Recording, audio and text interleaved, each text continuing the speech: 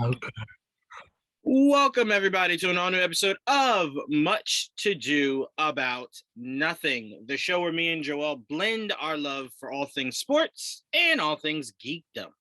I am your co-host, Juwaan. Join with me, as I said, as always, literally always, or this show doesn't exist. Joel, what's going on, Joel?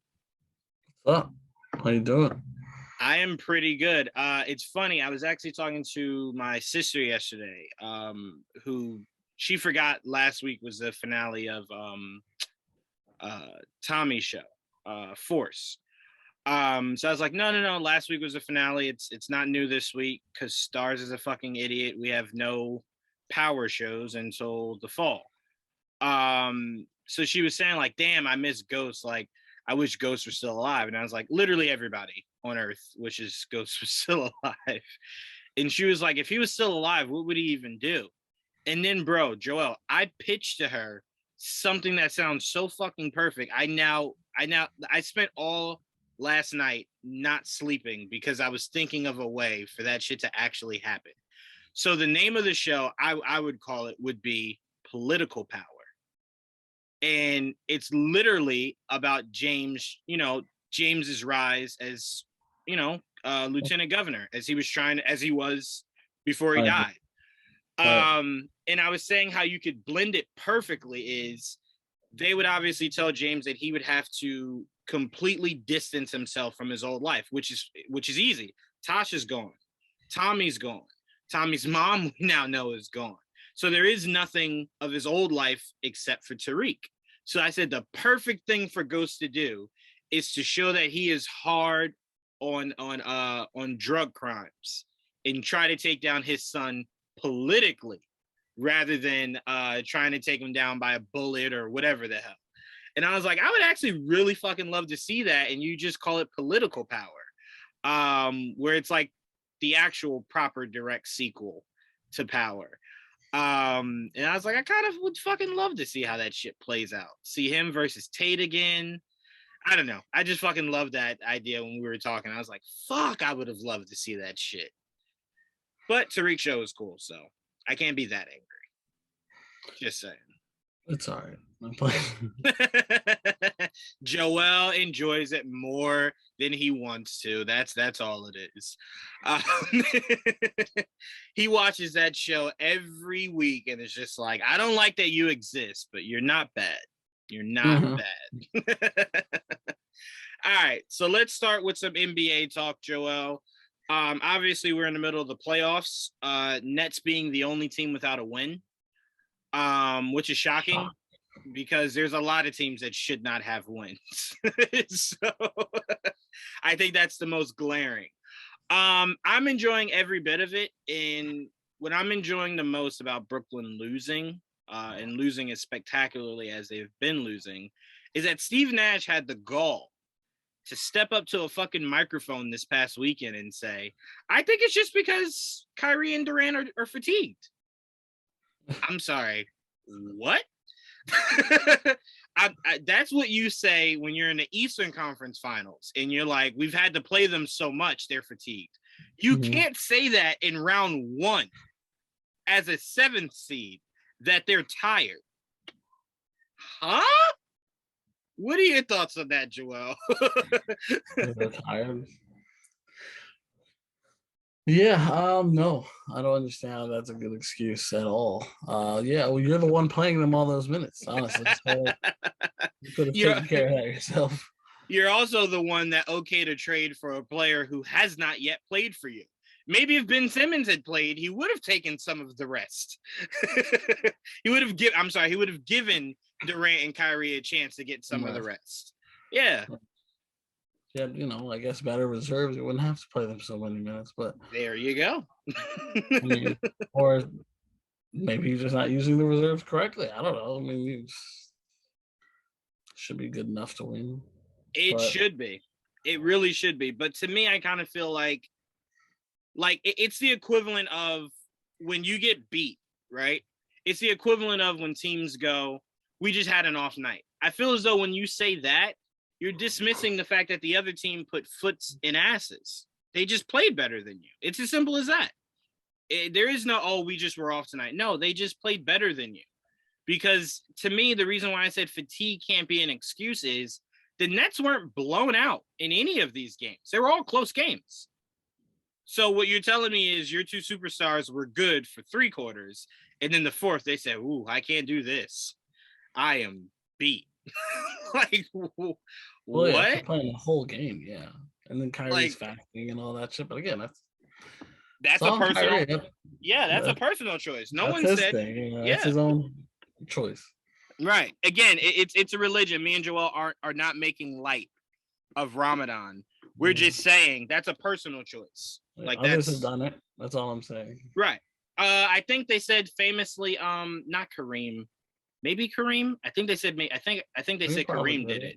Yeah, I think they said Kareem did it. Players, I know. Ennis has done it. Right. And look, freedom. Yeah, freedom.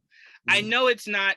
Me and Joel aren't saying it like, playing the minutes that they are and whatnot isn't taxing. I'm just saying that you played a whole season, and now that you got to where you needed to be, it's a problem. You're too tired. They're being out executed, out hustled. That's all it is. That's all it is. So I just had a problem with that because that was Steve Nash's way of just deflecting blame. Like, no. It's not because I'm doing anything wrong. It's just because they're tired. Yeah. If they got a good night's rest, we'd be good. Yeah. They don't need the coaching anyway. It's fine. He's there like a shepherd, like moving them along. I will say Steve Nash as a head coach is the basketball equivalent of Bruce Arians that just retired from Tampa Bay. Like, when you watch the year that Tom Brady led them to a Super Bowl, I swear to God, when they called the timeout, you just never saw Tom Brady over by Bruce Arians, like, ever. Like, literally ever. Brady just sat down and said, Brady's like, I know what I'm doing. I don't need you.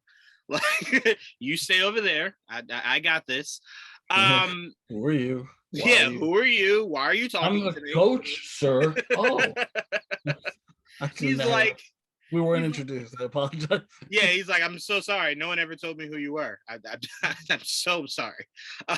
He's like, when I did my press conference to be as a new player for the Buccaneers, they told me I was a player coach, so I didn't know you existed. But I did want to get your thoughts, Joel. Your thoughts on the overall playoffs so far. Like, obviously, Golden State's up 3-1, Miami's up 3-1, Minnesota and Memphis are 2-2. Right now, Philly is trying to put away Toronto at 3-1. What are your thoughts on the playoffs so far? I don't want to speak too much into it. I don't want to jinx it, but it's been heavy. No. Not who you think is gonna. Not who you think is gonna win. Just the results that you have so far. No, I get it. I just still don't want to jinx it. So it's like one of those, like, the going is good right now. It's like you're getting a lot of candy, like basketball candy for me, like high sugar. Everyone is falling on their ass. That's awesome. I do want to say this because I was telling my aunt about this because I thought this was hilarious. So listen to this and tell me if you can tell me who this coach is. 2003 blew a 3-1 lead. 2009 blew a 3-2 lead. 2010 blew a 3-2 lead. 2012 blew a 3-2 lead. 2015 blew a 3-1. 2016 blew a 2-0. In 2020, they blew a 3-1 lead, and this team is currently up 3-1. What head coach am I? What was the first year you put? The first year was 2003, yeah. Oh my God. That's tough to coach. I mean, they've have been coaching since 2003. Mm-hmm. You want me to give you a hint? Hold on. Give me a second. No problem. Part of me wants to say Doc Rivers. Is that your final answer? It might be. You would be correct. That is indeed Doc Rivers. That is Doc Rivers. You're saying you want them to lose? No, I'm just saying history shows when he has all-time great players, he somehow finds a way to fuck it all up. Like, and just for our audience out there, because I know when you throw a year, people are like, I can't really equate to the years. In that time span of him blowing leads, there were Paul Pierce's, right? Paul Pierce's, Garnett's, Ray Allen's. There were not Ray Allen. I'm sorry, Paul Pierce and Garnett. There were Chris Paul, Blake Griffin, DeAndre Jordan, Jamal Crawford, JJ Redick, and then most famously, there was Kawhi fucking Leonard and Paul George blowing a lead to the Denver. No, that was 2020 when they were in the bubble. Two years ago. Yep. Blowing it to the Denver Nuggets. And what was shocking about the Denver Nuggets coming back is 2 of those games, they were down bad. I mean, massive. And the Clippers just shit the bed. So all I'm saying is I'm watching James Harden not play to his level. And I'm looking at him beat, and I'm like, for a guy who's always injured, he can only carry this load, but for so long. If James Harden doesn't tag in at some point soon, it's going to get bad for Philly, whether it's this round or the next round. It's going to get really bad for them. So I just thought that was funny, just looking at like how Doc Rivers just he is literally what Reggie Miller was doing to Spike Lee in human form. He is the choking emoji himself. No, I mean, I think the biggest shock for me in the playoffs so far is Golden State. Who was he coaching in 2003? Say it again? Who was he coaching in 2003? I have to imagine Boston.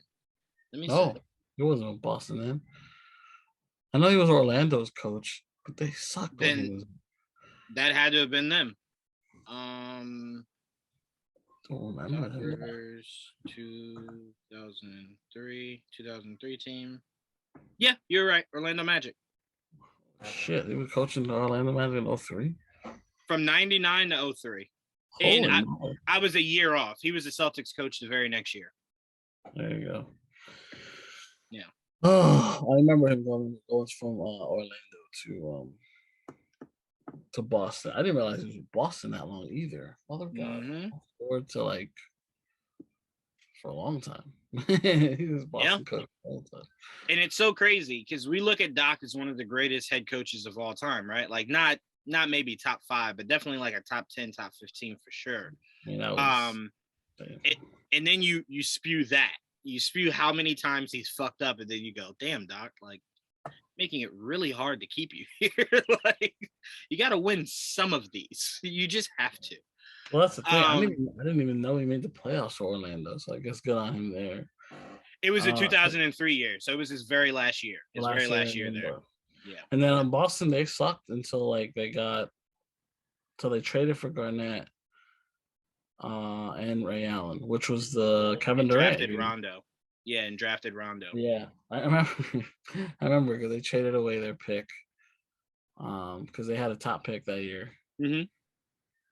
I forgot where. Traded to Seattle. Because I was about to say, for Kevin Durant. Right, yeah. I'm like, yeah, that went for Ray Allen. They were trying to do like build now. I tell you what, them trading that pick, right? And that pick turning into Kevin Durant is almost as egregious as the Pistons, who just came off a fucking championship, looking Carmelo right in the face and going, "Now I need a big man." It's like, I'm sorry, I'm like Rasheed Wallace and Ben Wallace just beat Shaq. Why would you think you needed another center, like another big? I didn't understand. You just needed better scoring. Yes, you just needed better scoring. I'm like, that is definitely one of the biggest fuck ups ever. Like, I know people love to put the biggest fuck ups on the Knicks every time. Pistons had Melo. Yeah, that's what I was about to say. Pistons had Melo and said, no, thank you. There's nothing worse than that. I'm sorry. Nothing. There's a lot of bad ones. Like, obviously, I mean, Boston ended up winning a championship. So you can't say it was a bad one. Bad trade. Well, right. But I just mean, I can't even say franchise-wise because it's not like that franchise was garbage for forever. They lucked up and they lucked up and they lucked up and then flipped that shit into Tatum and Brown and Smart. So, they have a great culture there. But you do look at it and go, you could have had Kevin Durant. Like, I have to imagine many championships might have ensued with how well that organization is run. I remember doing the draft, the thing that you do for the lottery where you press it, and then I remember that year, and I'm like, man, so they might get Greg Oden or Kevin Durant because it's like you never know where the lottery is gonna put you, and then it being second. And then it's all down to Portland. Portland ended up choosing Greg Oden. And then, of course, number 2 was Durant. And they're like, oh, well, shit. Yeah, I don't look back, and I still to this day don't fault Portland for taking Greg Oden. You had Brandon Roy, and you thought to yourself, I could do like a poor man's fucking Kobe and Shaq here with Brandon Roy and Greg Oden. And again, Greg Oden wasn't a bust. He just couldn't stay healthy. And I think a lot of people, that's what a lot of people forget. I mean, anytime when you say a bust, like you think, what's his name that the fucking Cavaliers drafted with the first round, Anthony Bennett. That's a bust, right? Greg Oden just God. Yeah, but it wasn't a lack of talent. Anthony Bennett was a lack of talent. And that's why I differentiate a bust. Anthony Bennett, number 1 overall. I'll never forget that, because that was one of those years where we had no idea who might go number 1, and they were completely shocked. He was like, I remember we were looking at him at 8 or 7 or wherever the fuck we were, which would have made way more sense than number 1. The number 1, yeah. Fuck, that was bad. I remember that, and I remember saying like, okay, like, you know, it happens all the time. Like, they get paid to do this, so clearly they saw something that we don't know. Yeah, right? I mean, I was excited. So it was like, okay. It was like, okay, because I remember I shitted on the Knicks drafting Kristaps, and Kristaps came out and balled. So I was like, okay, clearly I just, you know, this isn't my thing. I can't spot talent, right? So I remember watching him in summer league, and I was just like, I don't see it. Like, and then the regular season starts, and it's like, oh no, so I wasn't wrong. He is just not good. Like, he's just not good at all. Like, that's a colossal fuck up. But I want to see what was the draft that year. Oh, the rest of the draft that year? Yeah, I want to look it up now. Anthony Bennett. Good question. I don't remember what year that was. 2015? I don't even remember. No, 2013. So I got the draft here. That was a long time. Anthony Bennett went number 1. Shit. Oh my God. Okay. So here's how, and albeit when I name these 2 next players, I give Cleveland a pass because I believe they had Kyrie and Deion Waiters. So this just would have been like just too much. But Anthony Bennett was number 1. Oladipo, CJ McCollum, Michael Carter Williams, Giannis, Dennis Schroeder, Rudy Gobert. Those are yeah. So that's not the order, but those are just the big names that came from that draft. Ooh, I want to see what that. Otto Porter, Cody Zeller, Alex Len, Nerlens, Ben McLemore, Kentavious Caldwell-Pope. Better than him. All of them.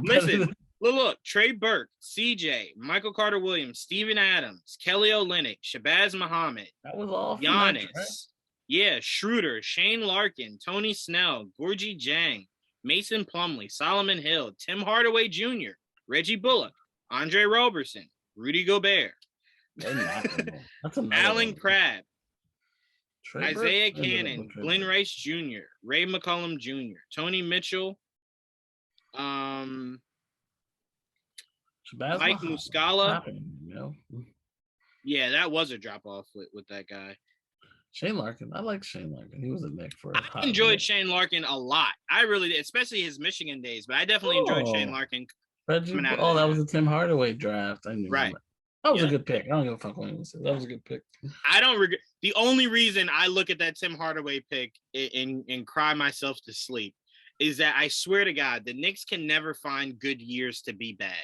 Because it's like Giannis was that draft. And I have to imagine if the Knicks had a higher pick, they would have selected Giannis. Giannis, 15. Yeah. The top of the lot at the end of the lottery, I mean, right there. Bam. Right when the lottery ended. Giannis. And now look, I give Jason Kidd a lot of credit because I swear to you, when you watch, because a lot of people look at the finished product, right? And that's never a good thing. And Blake Griffin is so fucking garbage. But anyway, when you look at Giannis's first few years, no one saw what he is today. I mean, not even a speck of what he is today. It wasn't until he got with Jason Kidd, started to build himself up, built up his body, and then it was like, okay, all right, this looks like one of those unguardable kind of players. And then obviously we saw what he turned himself into. So I say that to say, who knows if the Knicks would have had the proper coaching staff to build him into the player that he is today. Absolutely. So, things turn out the way that they're supposed to, Right. So you kind of look at it and you just go, things turn out the way that they were supposed to. It sucks, but that's why I said I hate that the Knicks are never bad when it's good to be bad, right? Like they be bad and then end up with a player that you're like, all right, he's good, but that guy was Giannis. Like, why couldn't we be part of that? Or as you know, Joel, or as you know, us, or as you know, Steph Curry getting selected literally one spot before us. Well, that one hurt. Like goodness gracious, why? One spot. They had Baron Davis. I'm like, they don't need him. They don't need him. Joel was looking at it like, you got Baron, you got Monty. You just don't need Curry. You don't need him. But we're thinking about the future. I'm like, oh, fuck your future. And then they win championship. Joel was like, that's the worst case scenario. You actually won a championship doing this. But it's funny because I always look back at that, right? And I swear, the Knicks hyped up Steph Curry way more than I think any other franchise did. And I swear Golden State only took it because they were just like, well, if the Knicks think he's really good, fuck, shit. All right, take him. I swear to God, they probably had no proper scouting report on that kid. Because remember, his first 2 years, they were giving it to Monta Ellis over Steph Curry. He was hurt a lot, too. His ankles were bad. His ankles were bad those first few years. But there's a reason why when Mark Jackson got there, he was just like, all right, so Monta Ellis got to go. Monta Ellis has got to go. You're not bad, but you're not what I think this kid could be. So yeah. You can go ahead and get the fuck up out of here. Sorry, buddy. What did Golden State have that year? Let me see. Yeah, that's crazy to think that Rudy Gobert has been in the league that long. Right? You're like, whoa, wait, what? Because whenever you look at him, you're like, all right, he looks like he's an older gentleman, but seems like you haven't been here that long. Almost 10 years for all these guys. And so a lot of these guys are still in the leagues. Yep. Crazy enough. At least a lot of the first round guys are. And a few of them have gotten really, really big contracts. Obviously, CJ McCollum, Tim Hardaway Jr., Giannis. Yeah. If you had to pick Victor Oladipo. This draft, it was probably, I guess McCollum. All right. Oh, Giannis. And after Giannis, it was Giannis, then CJ. If we're going full body of work, yes, I would go that way. But if we're going by in that span of when they got drafted, I'm definitely going Victor Oladipo number 1 overall. Victor Oladipo in Orlando. Yeah, Victor Oladipo in Orlando, people forget, was a fucking monster. He was number 2, so we weren't far off. Right, yeah, for sure, right. And look, until he got injured and then, traded numerous times, Victor Oladipo was a problem. He was a problem. His problem is he was very injury prone last couple of years. You know who Victor Oladipo reminds me of, Joel? I don't mean game wise. I just mean ability to just take over. Tyreke Evans. People forget Sacramento Tyreke Evans. I like Tyreke. He was a fucking problem. Big point. Then he got injured, and then obviously it just went. Yeah, it just went down. It just went downhill from there. He got suspended. I think he just got reinstated this year. Reinstated, yeah. Like literally at the end of the season. Right. He can come back or at the end of next year he can come back. Next year he can come back. I'm sure somebody like Golden State will take him, where it's like, hey, I'm gonna pay you $2. Just do something. You gotta bring the rep back. Yeah, do a little bit more than what Andre Iguodala does, and you'll have a job here forever. But yeah, so I'm with you. I don't really want to jinx anything at all, but I'll say this: I've been really enjoying the playoffs this first round more than I thought I would. Wait, who'd you say? No, I'm just saying Cody Zeller. How is he 4th? He's so. I will say this: Alex Len, number 5.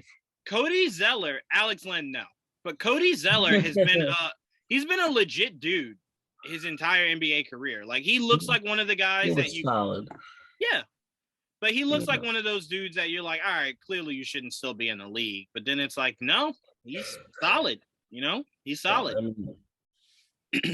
solid at best. Yeah, that's all I'm saying. Just solid. He's a solid dude. That's it. I think Noel's best season was last season, honestly. 1,000%. Because remember, a lot of people thought from his Philly days he wouldn't really amount to that much. Yeah. So yeah, that was definitely his best year. All right, so I want to move on to this. Staying in basketball, Joel. A lot of Knick fans were up in arms of Spike Lee being at the Brooklyn game, wearing Brooklyn Dodgers stuff, but rooting really hard for Brooklyn. Yes. Now I will say this: it's different because me and you, I believe I'm not wrong, but me and you are New Jersey kids, right? Yeah. Raised in New Jersey. Yeah. Right. So we look at it and we go, the Knicks to us is like New Jersey, New York, right? Essentially, that's just who we root for. Metropolitan area. Yeah. Right. But Spike Lee is literally a born and raised Brooklyn kid, right? So it's like you have to imagine part of him is just rooting for Brooklyn's success. The city of Brooklyn, not necessarily the Nets to a degree, but just the city of Brooklyn. So I didn't really look at it as a problem. How did you look at it? I don't like it. Okay, so are you with the people that are saying like he's out of the Knicks fandom? He's now a Brooklyn guy. No, but he's been on my shit list for a while, so it's not nothing. This is just an extra. It's been annoying, but this nothing. I mean, it's just expected, honestly. So I don't really care. But I don't like it. I don't like him cheering for the Nets. And I don't care where they're at. I was a Knick and I lived in New Jersey. I didn't cheer for the Nets ever. Right. You know what I mean?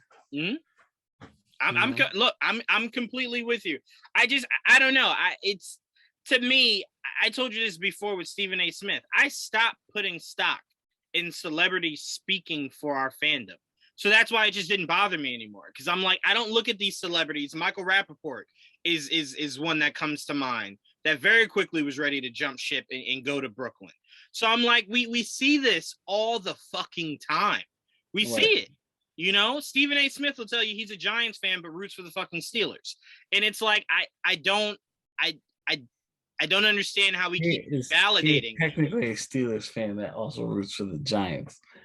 But because since he joined First Take, he's been more Steelers than Giants. The Giants. Well, especially with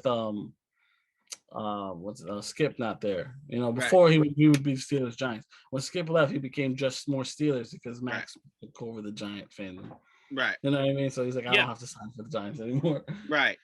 But that's why I said we just got to stop putting stock in celebrities speaking for our fandom.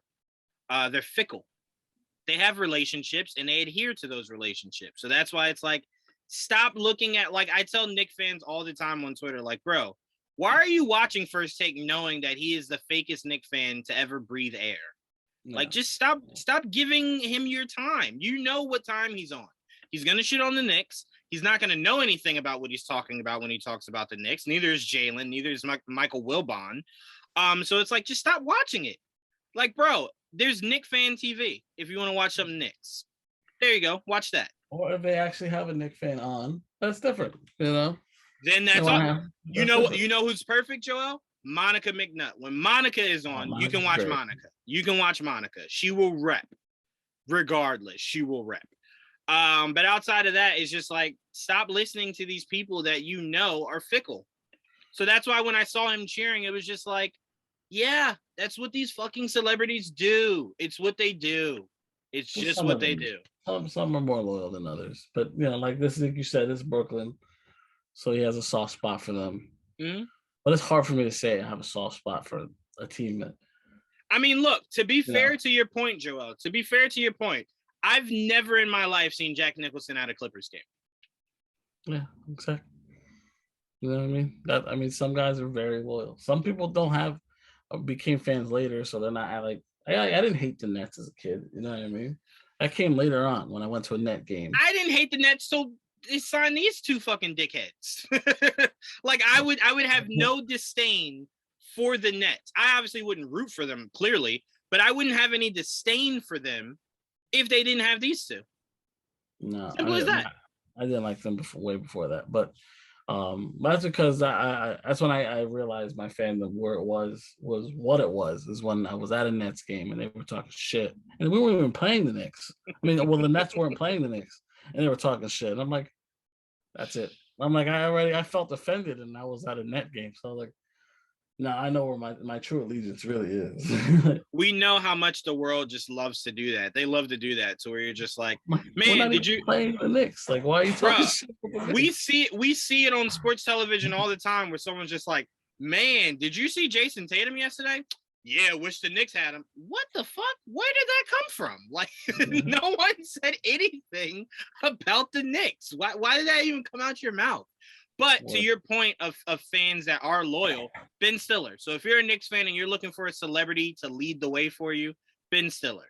Ben Stiller Ben Stiller is a good one. And Ansel from Baby Driver, he fucking rips the Knicks hard. I mean hard. There's a lot of people the surprising Knicks fans, like, oh, I didn't know you were a Knicks fan. Like Ben Schwartz, Sonic. Ben Schwartz, yep, big Knicks fan. Yep. I had no idea. I saw that the other day too, and I was just like, well, I thought I couldn't love you more. There you go, Ben. There you go.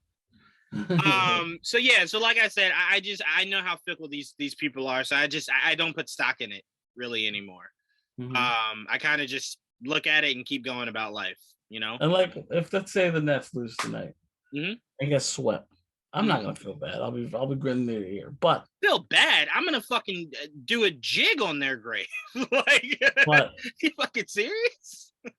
My thing with this is that I for the people I would feel bad for though are the actual fans of the Nets, like longtime fans. Mm-hmm. Like I've been there since Jersey. I've been there since it was New York, then Jersey again. Those type of fans, you know what I mean? Right?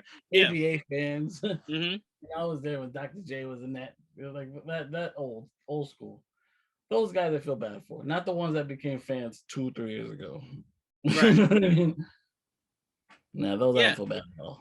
I mean, look, I like I said, I just look at it and I say, fuck all Nets. There you go. Basketball Nets, soccer Nets, Brooklyn Nets, just whatever Nets you can think of. Odd choice for a team, but Nets and it. There's a lot of crushing names out there, though. Nets are odd. Knicks are odd. Knicks are odd.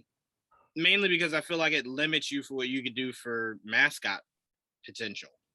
Yeah, it does. Like, well, yeah, he's a Knickerbocker. What's a Knickerbocker? Back then they were called Knickerbockers because of the way the pants they used to wear. I'm like, okay, awkward. All right, yeah, okay, all right. If you say so, sure. I mean, but was their mascot back then, but some creepy old dude is not going to work this year.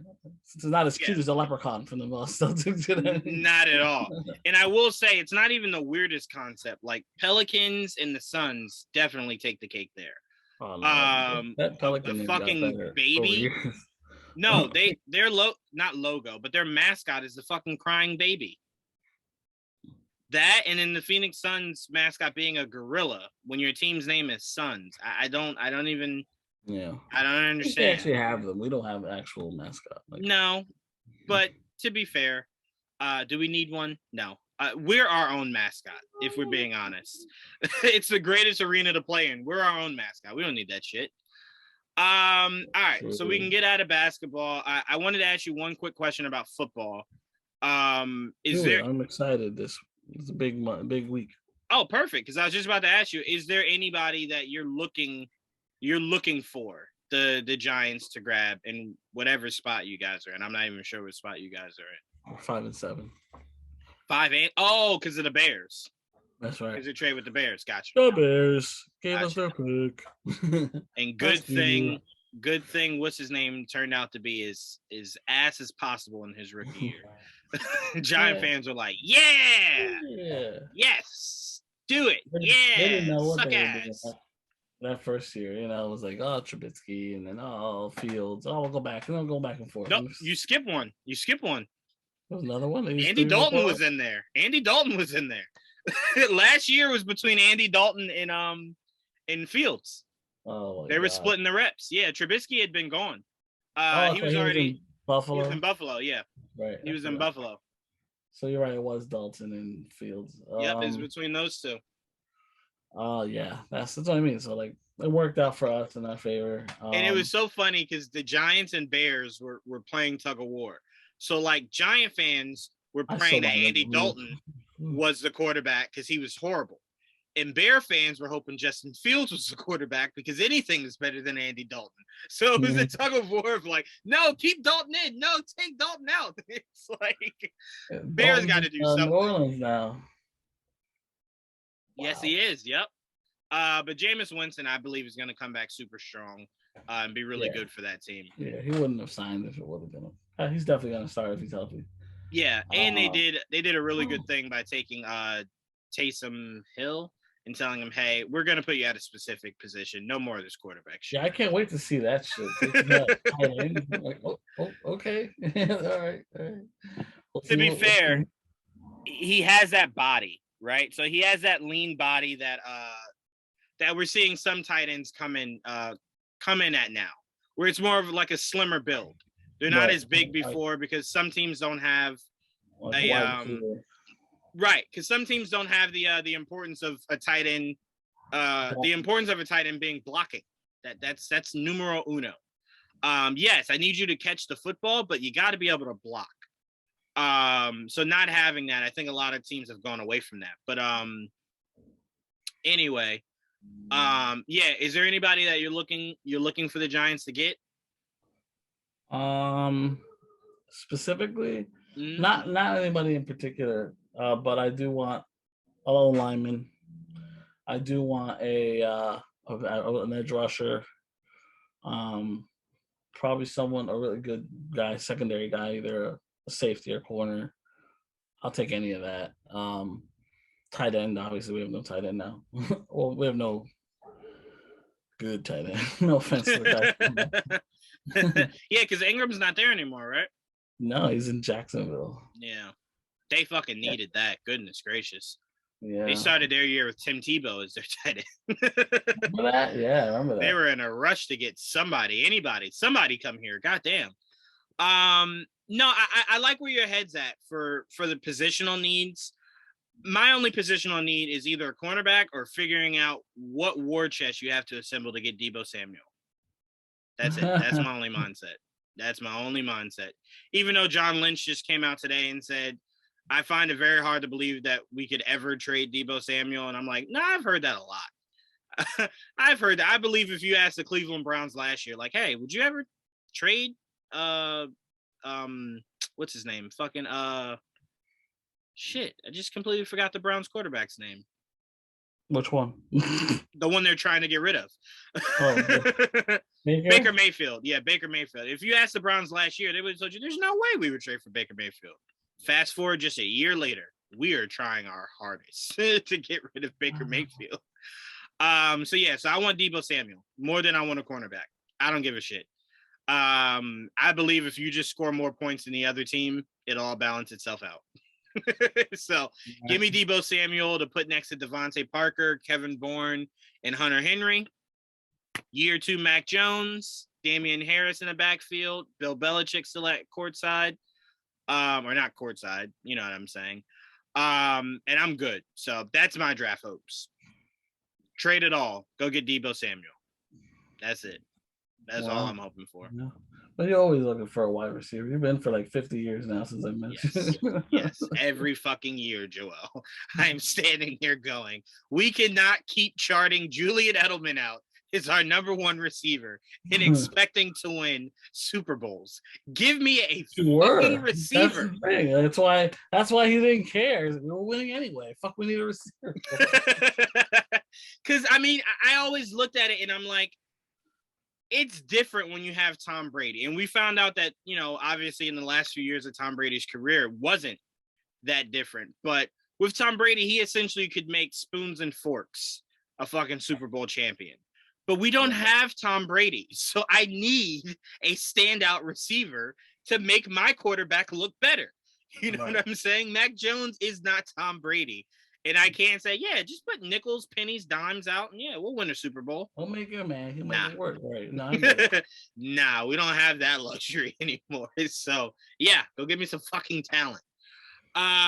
But yeah, so that's really where my mindset is. But I will tell you this, Joel, there are some really big name DBs that at the positions you're at, you could literally just go O lineman DB or DB O lineman. Because I know they're talking about the Browns, not the Browns, the Panthers that originally were going to trade for Baker Mayfield now decided that they won't do it in the first round because they want to use the first round on an O lineman. So they're like, well, I'll maybe give you our third for Baker Mayfield, but you're not getting my first. That shit's not happening. And if you're the Panthers, that's the perfect thing to do. Assemble your offense and then go, yeah, give me Baker Mayfield. But you don't get Baker Mayfield, trade away all your draft capital, and then it's not like, well, that team was ass last year, and Baker Mayfield doesn't make them a Super Bowl. Yeah, right. Baker Mayfield isn't the missing piece to make them a Super Bowl team. Right. So I'm like, yes, do the right thing. Assemble your offense, and then go get Baker Mayfield. I just really hope that what Skip Bayless has been preaching happens, because it would be the funniest thing ever, that the Browns just end up releasing Baker, which they're not going to do because they'd have to release him and pay Deshaun Watson. But if they did release them, the word on the street is if they release them that the Steelers want them. Baker Mayfield. They just don't want to trade. They won't trade for him. Because they can't trade for him because Cleveland won't trade for him. Because Cleveland will tell you, sure, I'll trade for him. I want everything you have, and I'll give you Baker. And it's like everything, like what? I mean, anything with a name, I want. And then you can have Baker. They're like, yeah, then you can have that. I want Mike Tomlin. I want to start there. I want Mike. And it's like, you want my coach? Yeah, I want your coach. I want to start there. But yeah, so Thursday is going to be a really interesting day. I'm excited.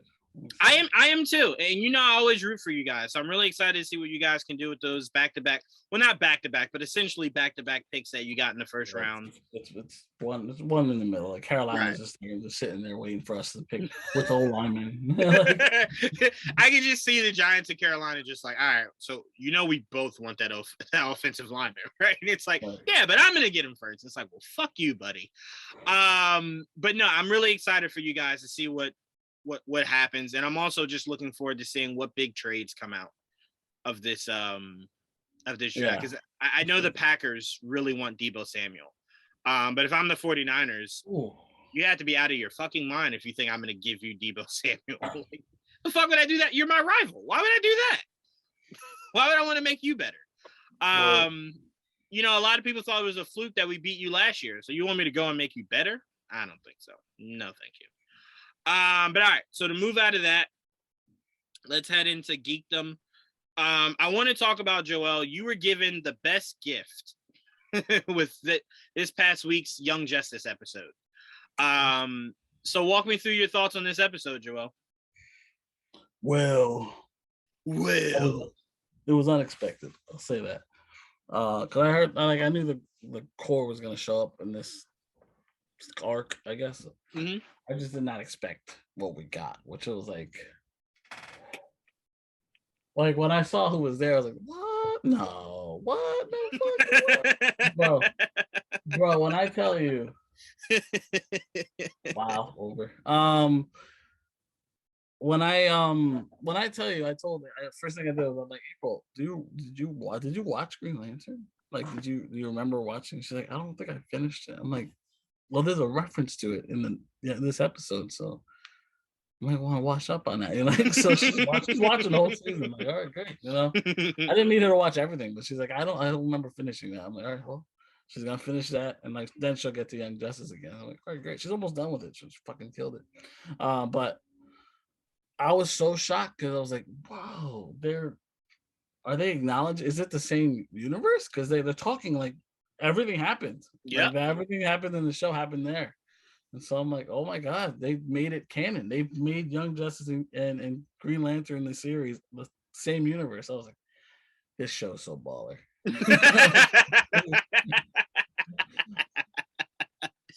I thought of you the second I saw him, because when I saw him, I'm like, well, clearly the animation is going to be different, right? So you see that and you're like, okay. So then when you like really see him and you see that he's a Blue Lantern, you're like, that was different. That show definitely hinted on him wanting to loosen up some of his anger. So I'm like, holy shit, they did it. It's him. That it's the same thing. It's canon.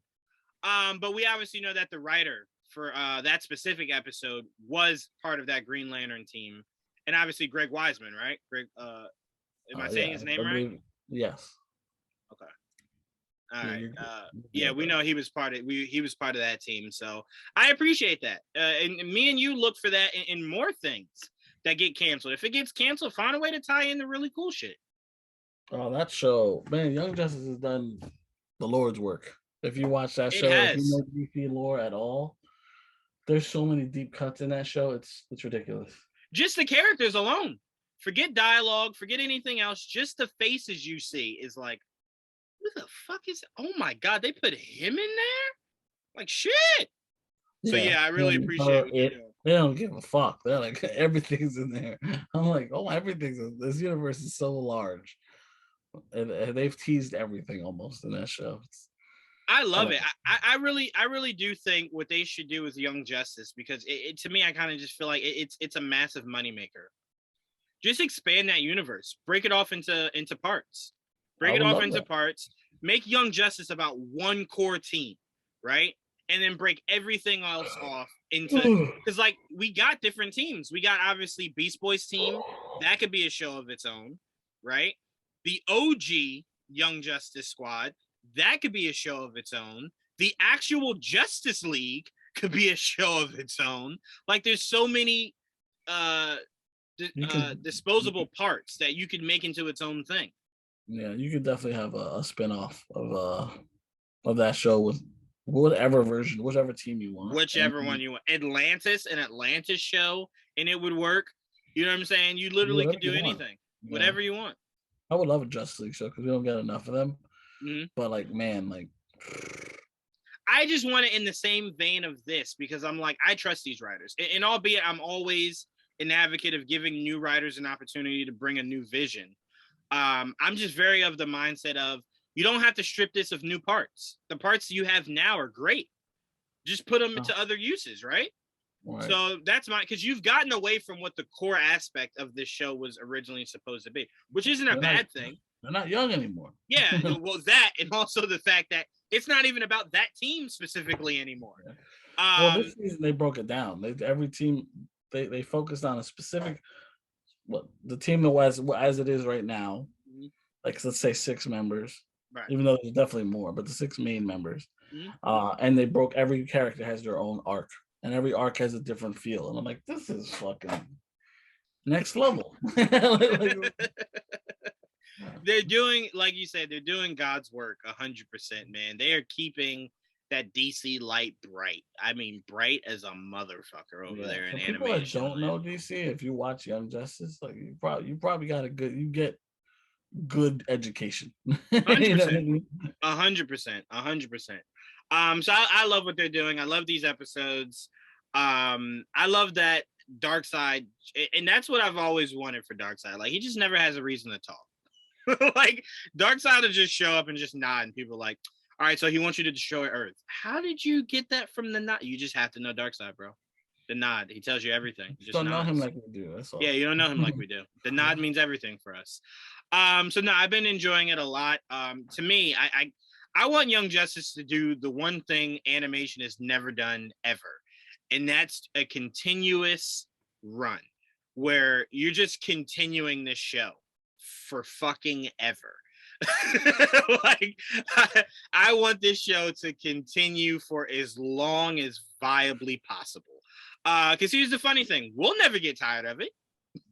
You've somehow made the writing better. Because usually shows are great in the beginning and then start to flame off towards the end. This somehow got better than what it was in the beginning. Who fucking knew? Yeah. Who knew?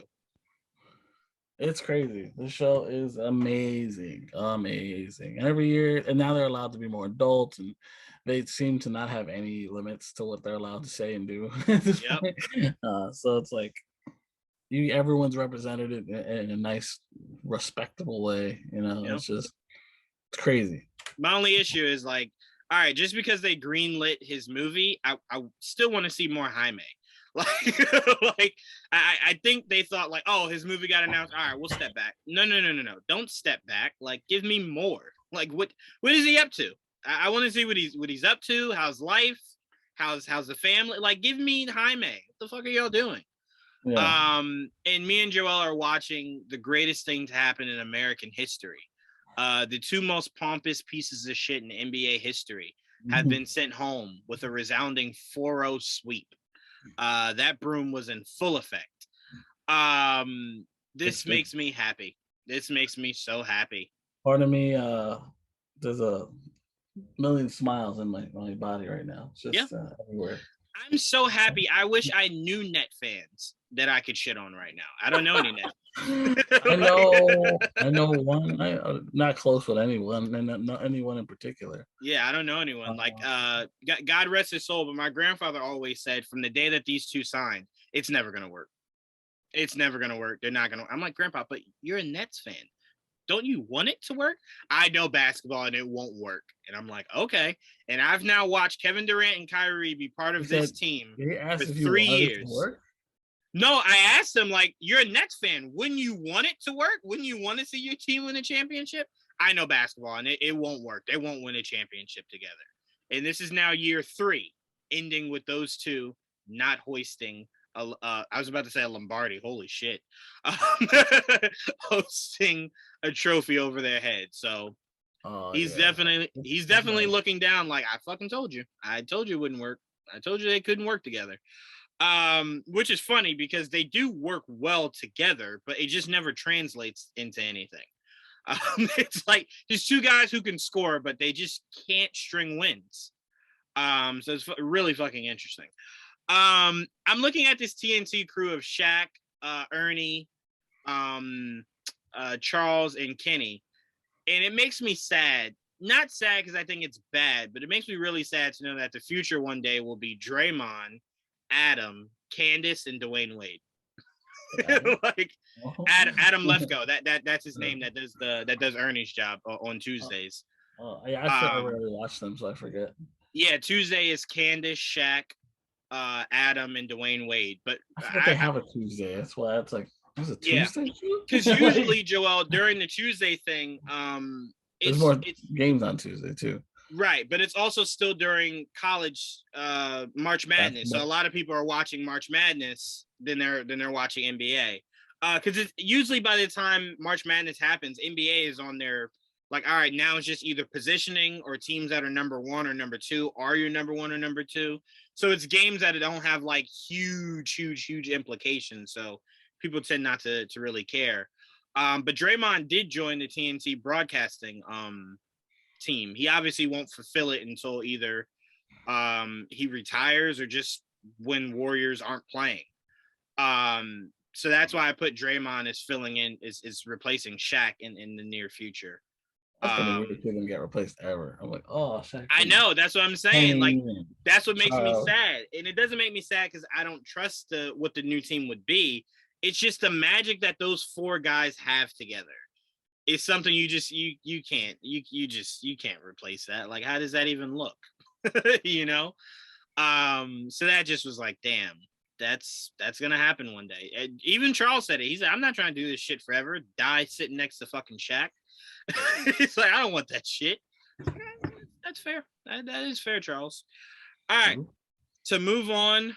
So I'm just reading this here. I literally missed some stuff. But the Super Mario movie starring Chris Pratt has been moved to April of 2023. No problem. You know, whenever it comes out is when it comes out. Cool. Yeah, that to me was always something I just needed I just wanted to see a trailer for. Me too. Hopefully we get a trailer for the end of the year. Yeah. Still possible. Yeah, that's it. So that's really all I have to say for that.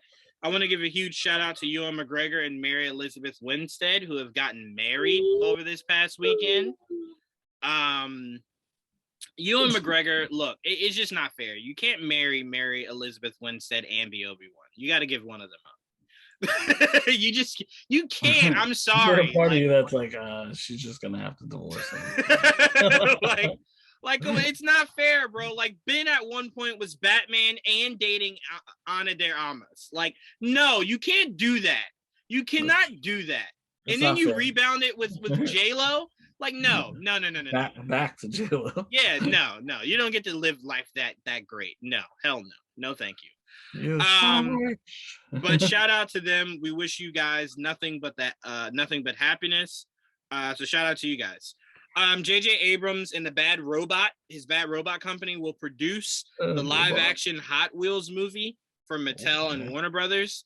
I'm very interested because I'm like, there's a very thin line that Hot Wheels can utilize that it doesn't just become Fast and Furious, right? So it's like you have to do all the obstacles and shit like that, and it can't just be the premise of just racing. Like something has to be on the line. Because I'm like, it's a very, like I said, it's a very thin line before you just becoming what Fast and Furious used to be. So I'm very intrigued to see what the modifications, the different cars and shit like that turn out to be. But Joel, are you interested in the Hot Wheels live action movie? I'm interested in Hot Wheels. I've never really thought of how that would be a movie. I had so many Hot Wheels as a kid, but you got a Hot Wheels right on your desk right in front of you, don't you? I currently do, yes. I have a Hot Wheel on my desk right now. Yep. I'm looking right at it right now. You're beautiful. You sexy ass Batmobile, you.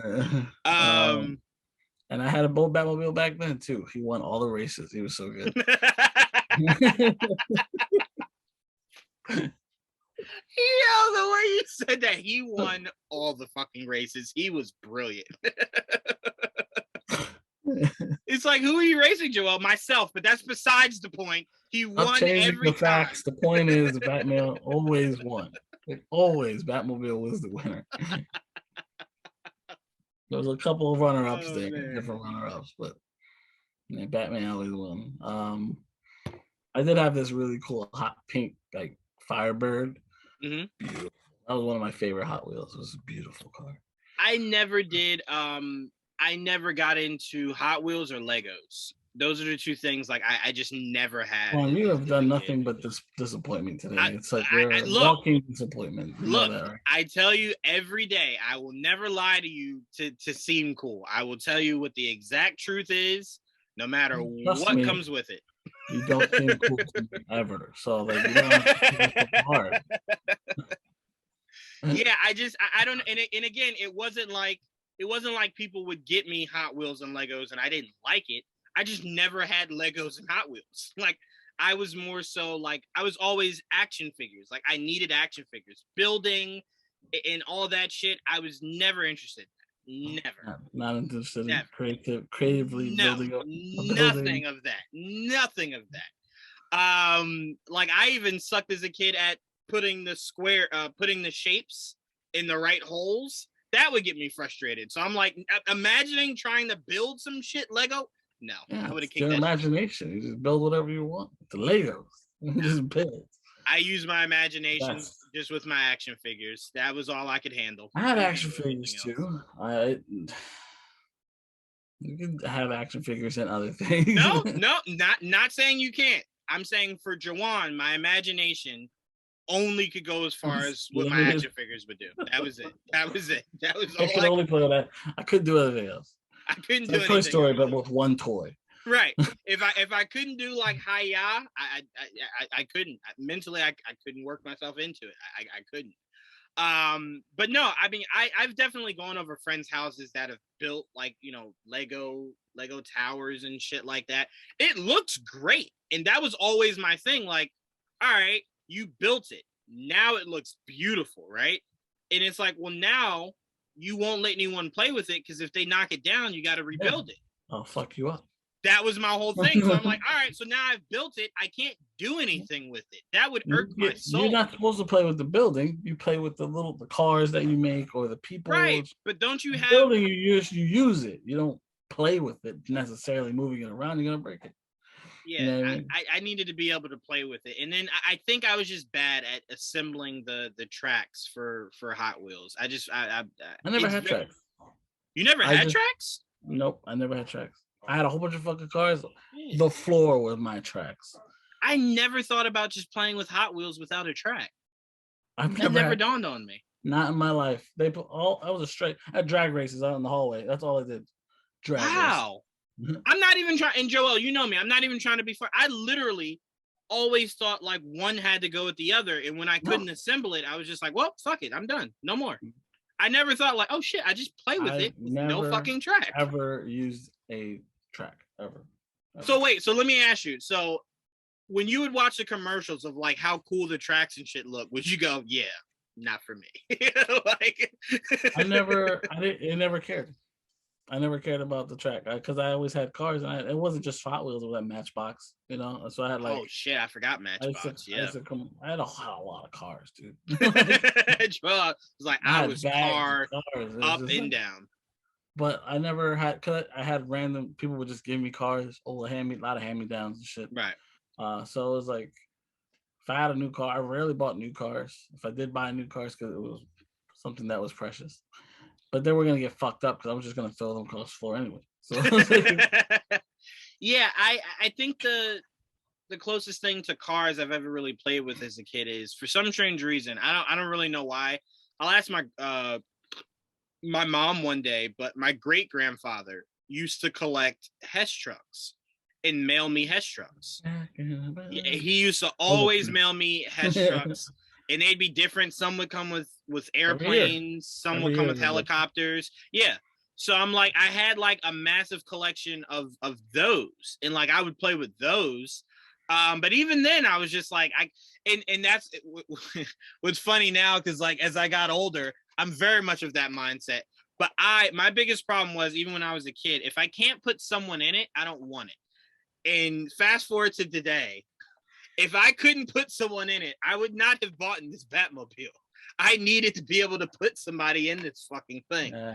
Because I'm like, because then you would pick up a toy and then just have to imagine that he's in the car.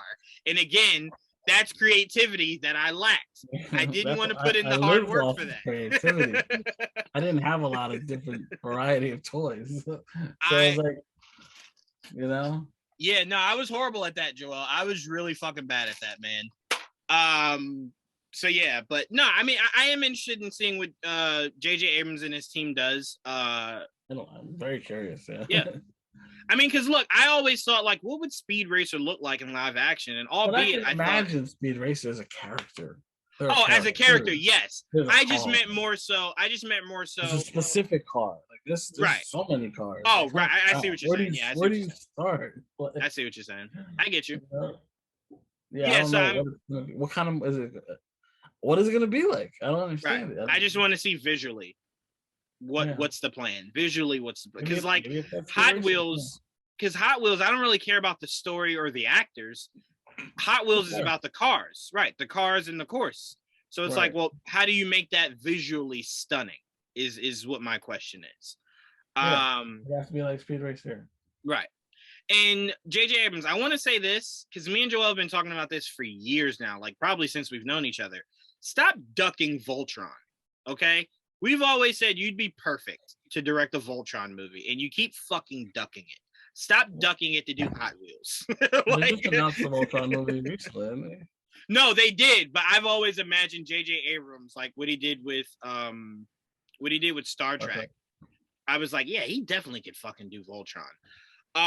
But no, I'm very excited for whatever Voltron does. Whatever Voltron does, I'm looking forward to it, because it's like, if you fuck that up, that shit might go into hiding for another decade. Twitter is very petty right now. What are they saying? What are they saying? I'll send it to you. Because I do know when Brooklyn went down 2-0, I tweeted to Kevin Durant like for hours trying to get him to respond to that shit. Why? Why do you taunt people? Because fuck him. That's why, Joel. That is why. And you know what? Him going to the Nets isn't even my biggest issue. You know what my biggest issue is? What's my biggest issue? Is when he said that the Knicks were a second-tier team in that city. That's when I said, you know what? Gloves He are didn't off. say that. What he did say is that we weren't cool. No, Like no, he no, was no, fucking no. 5 years old. Like, Let me see if I can find the exact quote where he was saying that I they don't were the remember him second saying tier. All right, but while I'm looking that up, let's move on. Hayden Christensen says no comment when asked if James Earl Jones will provide the voice of Darth Vader in Obi-Wan Kenobi. Spoiler alert, Hayden Christensen. No one in this world thought anybody else would be the fucking voice of Darth Vader. Than the one person that's been the voice for fucking forever, for everything. Lego Star Wars, it's him. Animated movies, animated shows, it's him. Live action, it's him. I don't know who you thought we thought he would be the voice of Vader, but does this shock you at all, Joel, that he's keeping quiet, or are you like, well, that's a yes, if anything? I don't care. I mean, I don't expect anyone other than him to be the voice of Darth Vader. So I don't know what to expect there. Honestly, the actual who's the stuntman? Is there a stuntman this time, or is it just gonna be Hayden the whole time? I have no idea. From what I was hearing, it's Hayden. Like Hayden wanted to get in the suit, so it's Hayden. Now, obviously, stunt work probably yes, they'll have somebody else, but probably for a lot of the walking around that Vader will be doing, it'll probably be Hayden a lot. But I'm like, I didn't think Hayden would be voicing Darth Vader, so it was like, whoever asked that had to be thinking to themselves, like, Hayden, we know already, right? Like, yeah. we know. You probably can't say it, but I don't know who you're hiding right. from. Right. So that to me just was fucking hilarious. No way. All right, let's see what else we got. Let's see what else. Ooh. Costume designer Avery Pluez. Whatever. From Ready or Not and Painkiller has joined Marvel's Blade. Marvel's Blade is really ramping up. Yes, but that's just a costume designer. There was someone more. I mean, it's just as expected, you know. Yeah. Costume was being assembled. Right. James Gunn's. Well, he says there's a week left of filming, but he also posted something on Instagram that made it seem like filming was over. Yeah, something close. I think he's almost done. It was like a wrap gift. Yeah, he was saying it was a wrap gift. So I know his job's not over, but actually filming, I think, is what was supposed to be alluded to. That's done. Now he has to go and do all the other. The Guardians holiday special is almost done, I believe. Okay, gotcha. The only one that's done filming, apparently, from what he said, is Mantis. She's done. Gotcha. Everyone else is still. Poor Mantis. Mantis is like, did you need me for anything? No, go home. Go home. It's like, you don't want me to do anything. We don't want you to do anything. Go home. Get out of here. Now, Joel, this is an interesting topic because me and you thought this from the beginning when everyone was screaming at us saying all your characters of different races you're only making come out on HBO Max and you're not giving them a theatrical release. And me and you specifically said, well, we believe they'll have a theatrical release, but we could also see the value in bringing in people with giving them large projects as just a streaming, like a streaming gift, essentially. Like, all right, you pay for the streaming service, you get a Batgirl with Michael Keaton coming back.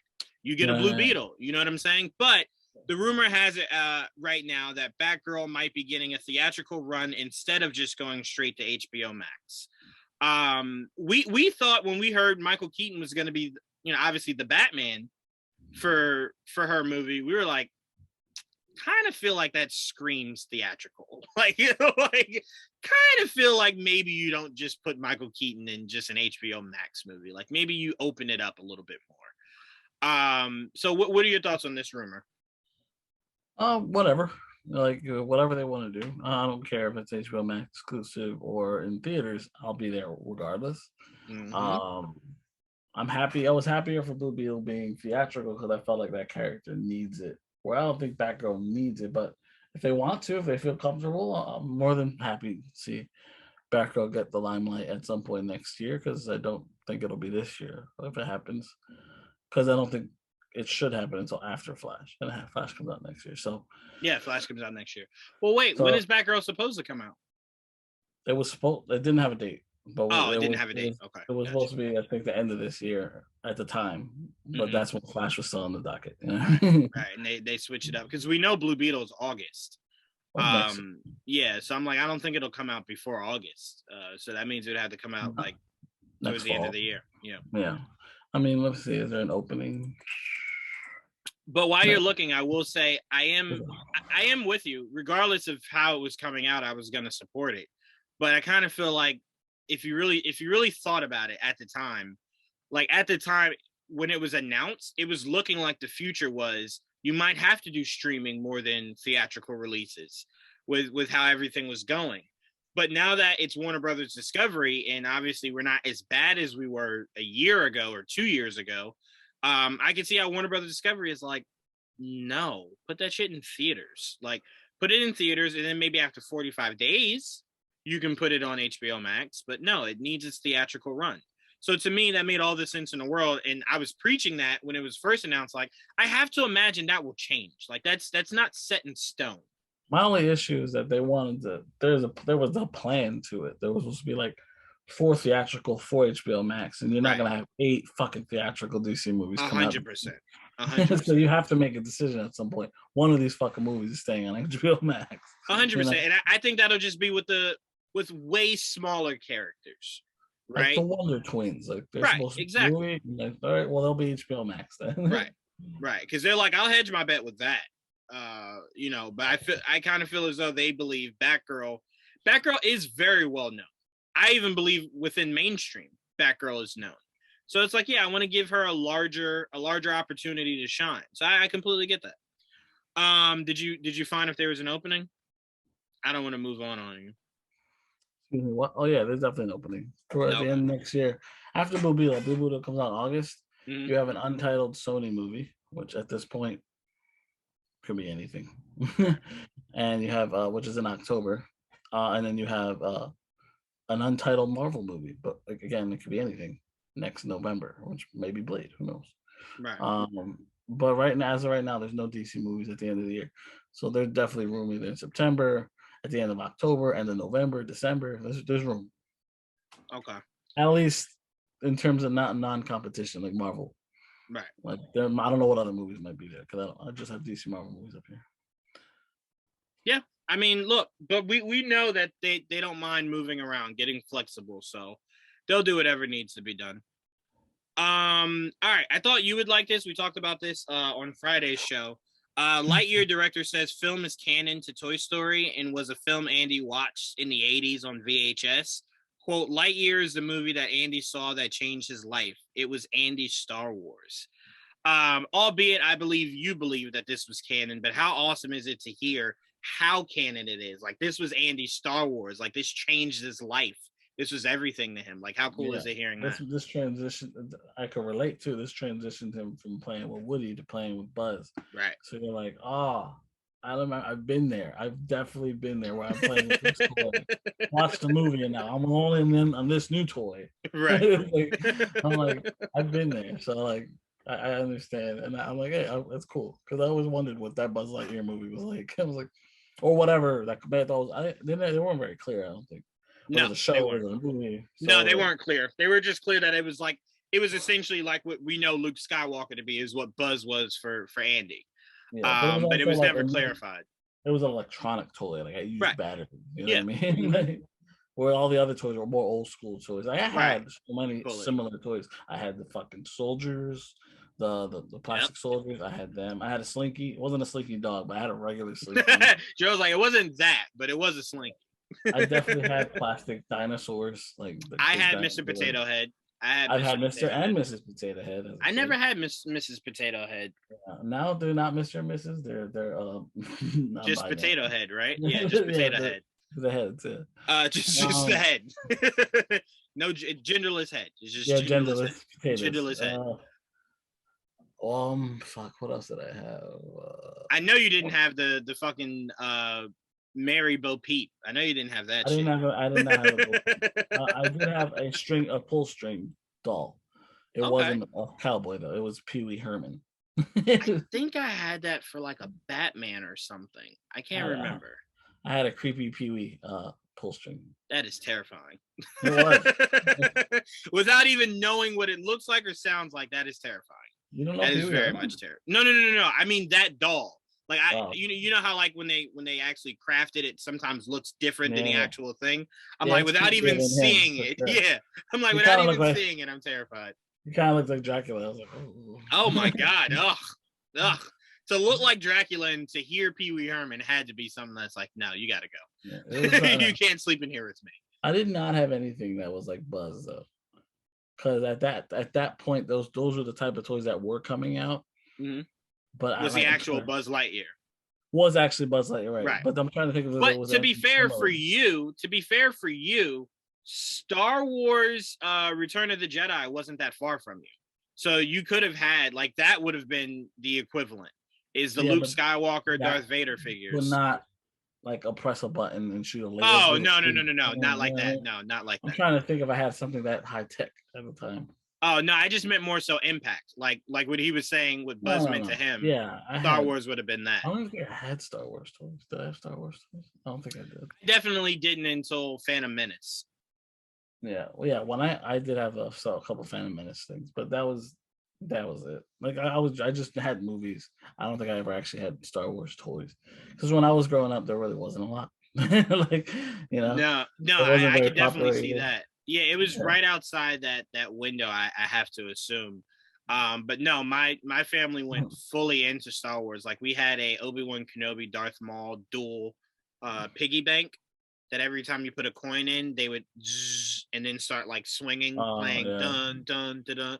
So that was really fucking awesome. I had a Batman alarm clock where like when the time like at 8 o'clock or whatever time in the morning, the light would shine on the ceiling at the time, and like time, and then the alarm would go off to wake up. Like, oh my god, it's time. It's like it's Batman time. Wake your ass up. Yeah. So I want to ask you this before we move on. So obviously we know Andy's favorite toys were Woody and Buzz. Just one. What was your all-time favorite toy? Oh man, my Beast Wars were one of my favorite toys. Beast Wars? Okay. Beast Wars. I loved fucking Beast Wars.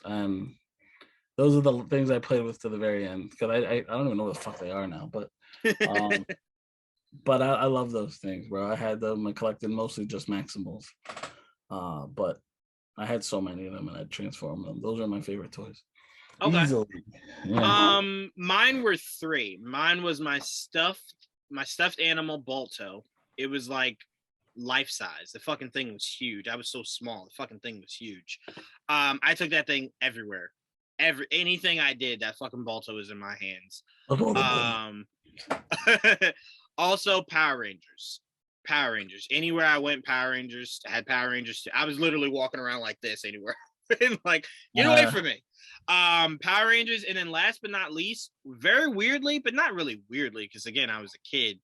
My aunt bought a mystery machine. And it was like the actual mystery machine, but it came with the whole team. And you could open it and put the characters in the mystery machine. Yeah. Never left home without that motherfucker. I didn't bring my toys with me a lot of the time. It was awkward for me to even bring some to school to play with.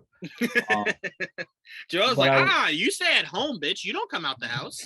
Like, you think this is? Yeah, I rarely brought my toys outside. Unless they were I had McDonald's toys, the little cheap ones. I'd take them with me. Yeah, little small ones you could put like in your pocket. But again, it was the Transformer ones, the ones that were food that turned into like animals. Yeah. Those are shit.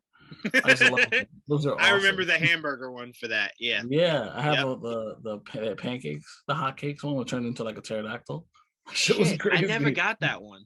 I think that's the only one I never had was that one. I didn't even know they fucking did that one. They did 2 very different ones. The earlier one and there was a later one. I had a small fry, I had a large fry, I had a milkshake. Son. Now I want to see. Come on. I had a cheeseburger, I had a double cheeseburger, I had a Big Mac. Joe's like, I had every fucking thing. Yeah, I had nuggets. I had the nuggets, I had every fucking thing. Yeah, large fry and the hotcakes were the best. Oh, I'm looking at it now. I see it. Yeah. That's fucking dope. No, my all-time favorite one that I remember I fucking loved was the small it was Peter Parker, like him with his brown jacket, jeans, and tennis shoes, camera in one hand, fist in the other, and I think you could turn it to where it's just Peter Parker, and then you flip the head, and it's half Peter, half Spider-Man. Yeah, I love that fucking toy. I had that, but I had the regular one where it was maskless Peter and mask Peter. You just pressed and the head switch. They made that? Yeah, they did that. I had the Power Rangers too. I had the blue one.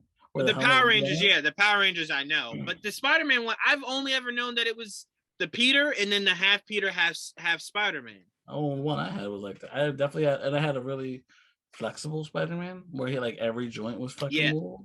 Mine wasn't. Mine was very just stiff, like arms just like this. He was my favorite Spider-Man. Like everything moved, dude. His head, his neck, his wrists, his chest. He could bend anywhere. He was the most bendable toy I had, which I love. Couldn't keep him to stand up though. He wasn't gonna stand. Couldn't get him to do that. Mine could fucking stand. But no, to go to present day, and I know this isn't Figure It Out, but this fucking set, Joel, I cannot wait to fucking have in my fucking possession. Hold on, let me bring it up and then share screen. They got Boston. They did get Boston, and Boston whooped that ass. This right here will be my all-time favorite Spider-Man figure. Never.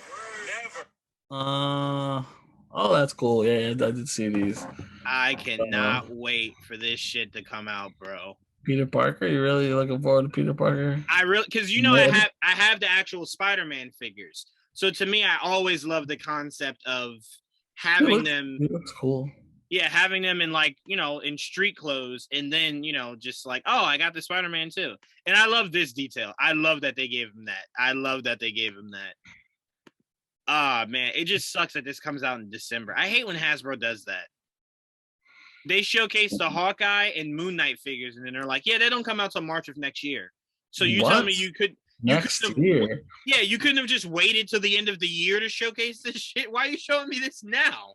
Yeah, they've been talking a lot of shit, right? They're like, oh, look what's coming. I'm like, I didn't know it was coming out next year. And funny thing is, Joel, this doesn't come out till December. I don't know. Do they know what? Do they know? Do they know when Homecoming came out? Well, honestly, they're actually doing this as a gift for the fans. It's the anniversary.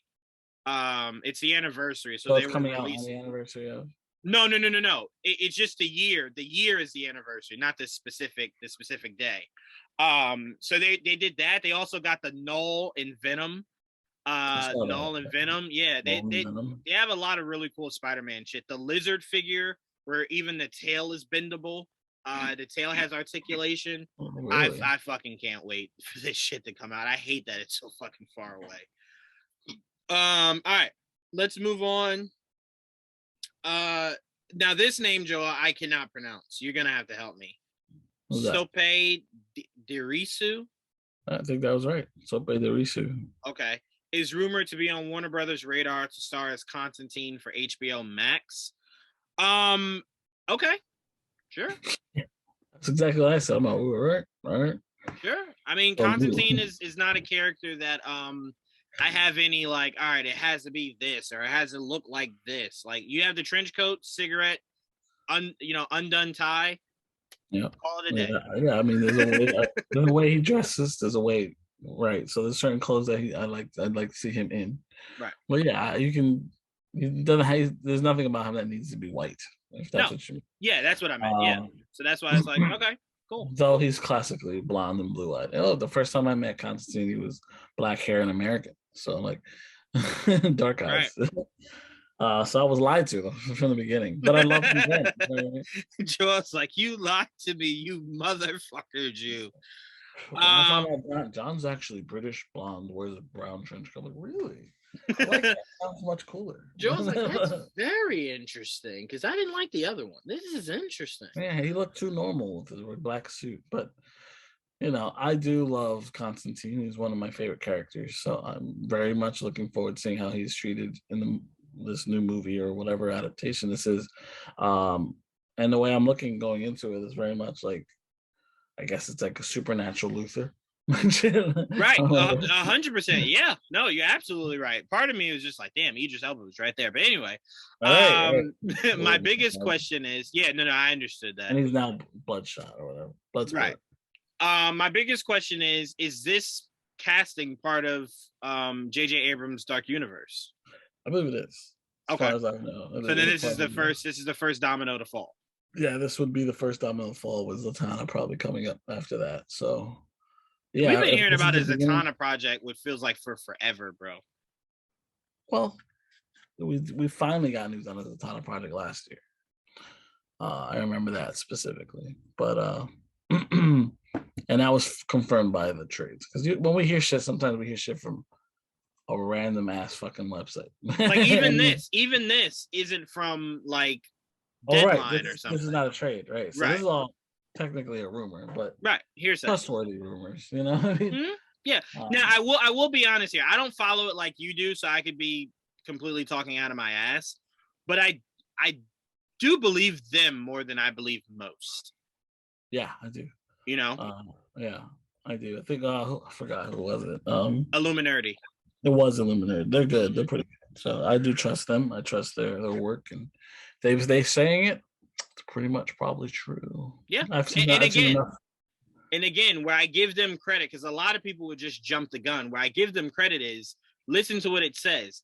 It says he's on their short list or on their radar, right? It doesn't say that he's the new Constantine. It's saying that they have a list of guys, and he's one of those guys. Circling him, yeah. Right.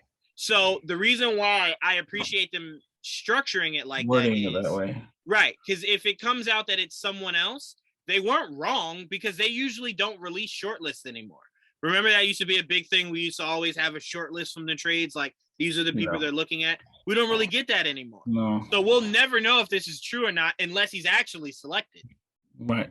Which if it's coming out now, the fact that they were brave enough to come out and say this is a person that they're circling, you might get an actual casting soon enough. Whether it's him or not, we don't really know, but I've seen already a couple people, other insiders go like, yeah, I've heard the same thing. So you're like, 100%. So we'll see.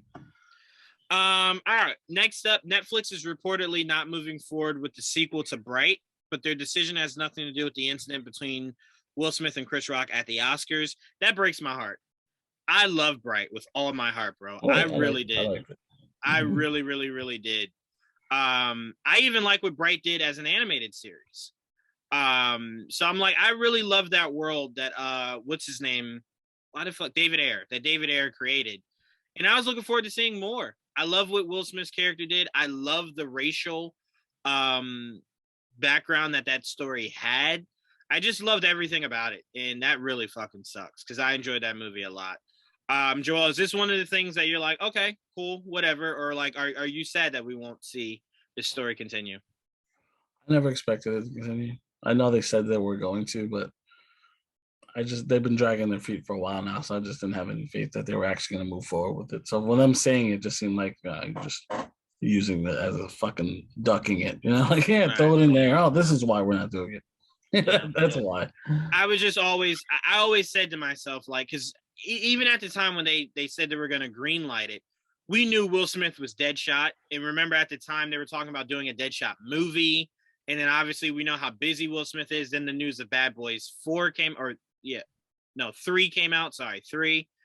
So I always thought in my mind, like, okay, yeah, he's just super busy. So they're just waiting for his schedule to clear up, and then they'll move forward with it. So that's what my mind always was. But you're right. It was one of those things where the writing was always on the wall. You're absolutely right. For me, yeah, I was like, I just never expected it to go. Though they did an animated like spin-off of it recently. It was pretty good. I enjoyed it. Yeah, I enjoyed it. Let's see. Here we go. Laura Donnelly is rumored to be playing. Laura Donnelly. Donnelly. What did I say? I said Donnelly? Okay, Donnelly.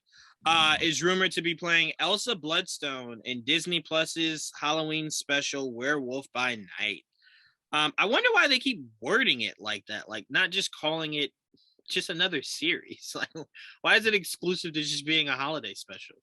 Because that's what it's being advertised as, like the Guardians holiday special. Right, but that I understand more because that it has a movie, so that's just something special to that. But to me, I don't see any difference between Werewolf by Night and Moon Knight. Because I'm like, Moon Knight to me is a limited series as of now. They might decide they want to do a movie later or whatever. But to me, from everything I'm hearing, Moon Knight after this, we'll just see him pop up in other shit. So I'm like, if that's how you're going to use, again, this is just me splitting hairs, but I'm just very curious why it's not just being looked at the same way WandaVision or Moon Knight or Captain America and the Winter Soldier was being looked at. So it's just a limited series.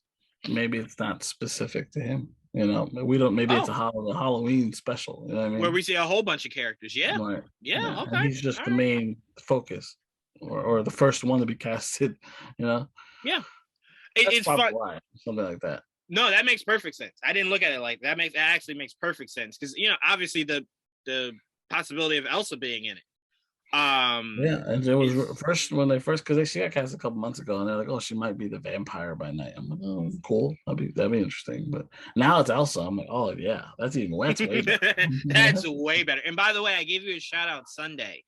When I was saying that because you've been talking about this for forever, how the Midnight Sun should have more women part of that team. And when I said that to the group, they were like, "Fuck yeah!" Like, yes, yeah, ASAP, yes. When can we get this? And I was saying how because I brought up to them your idea of what you think Layla could become, and Blake loved that idea. Blake loved it. He was like, "Fuck yes!" Like, it makes so much sense now after. Yes.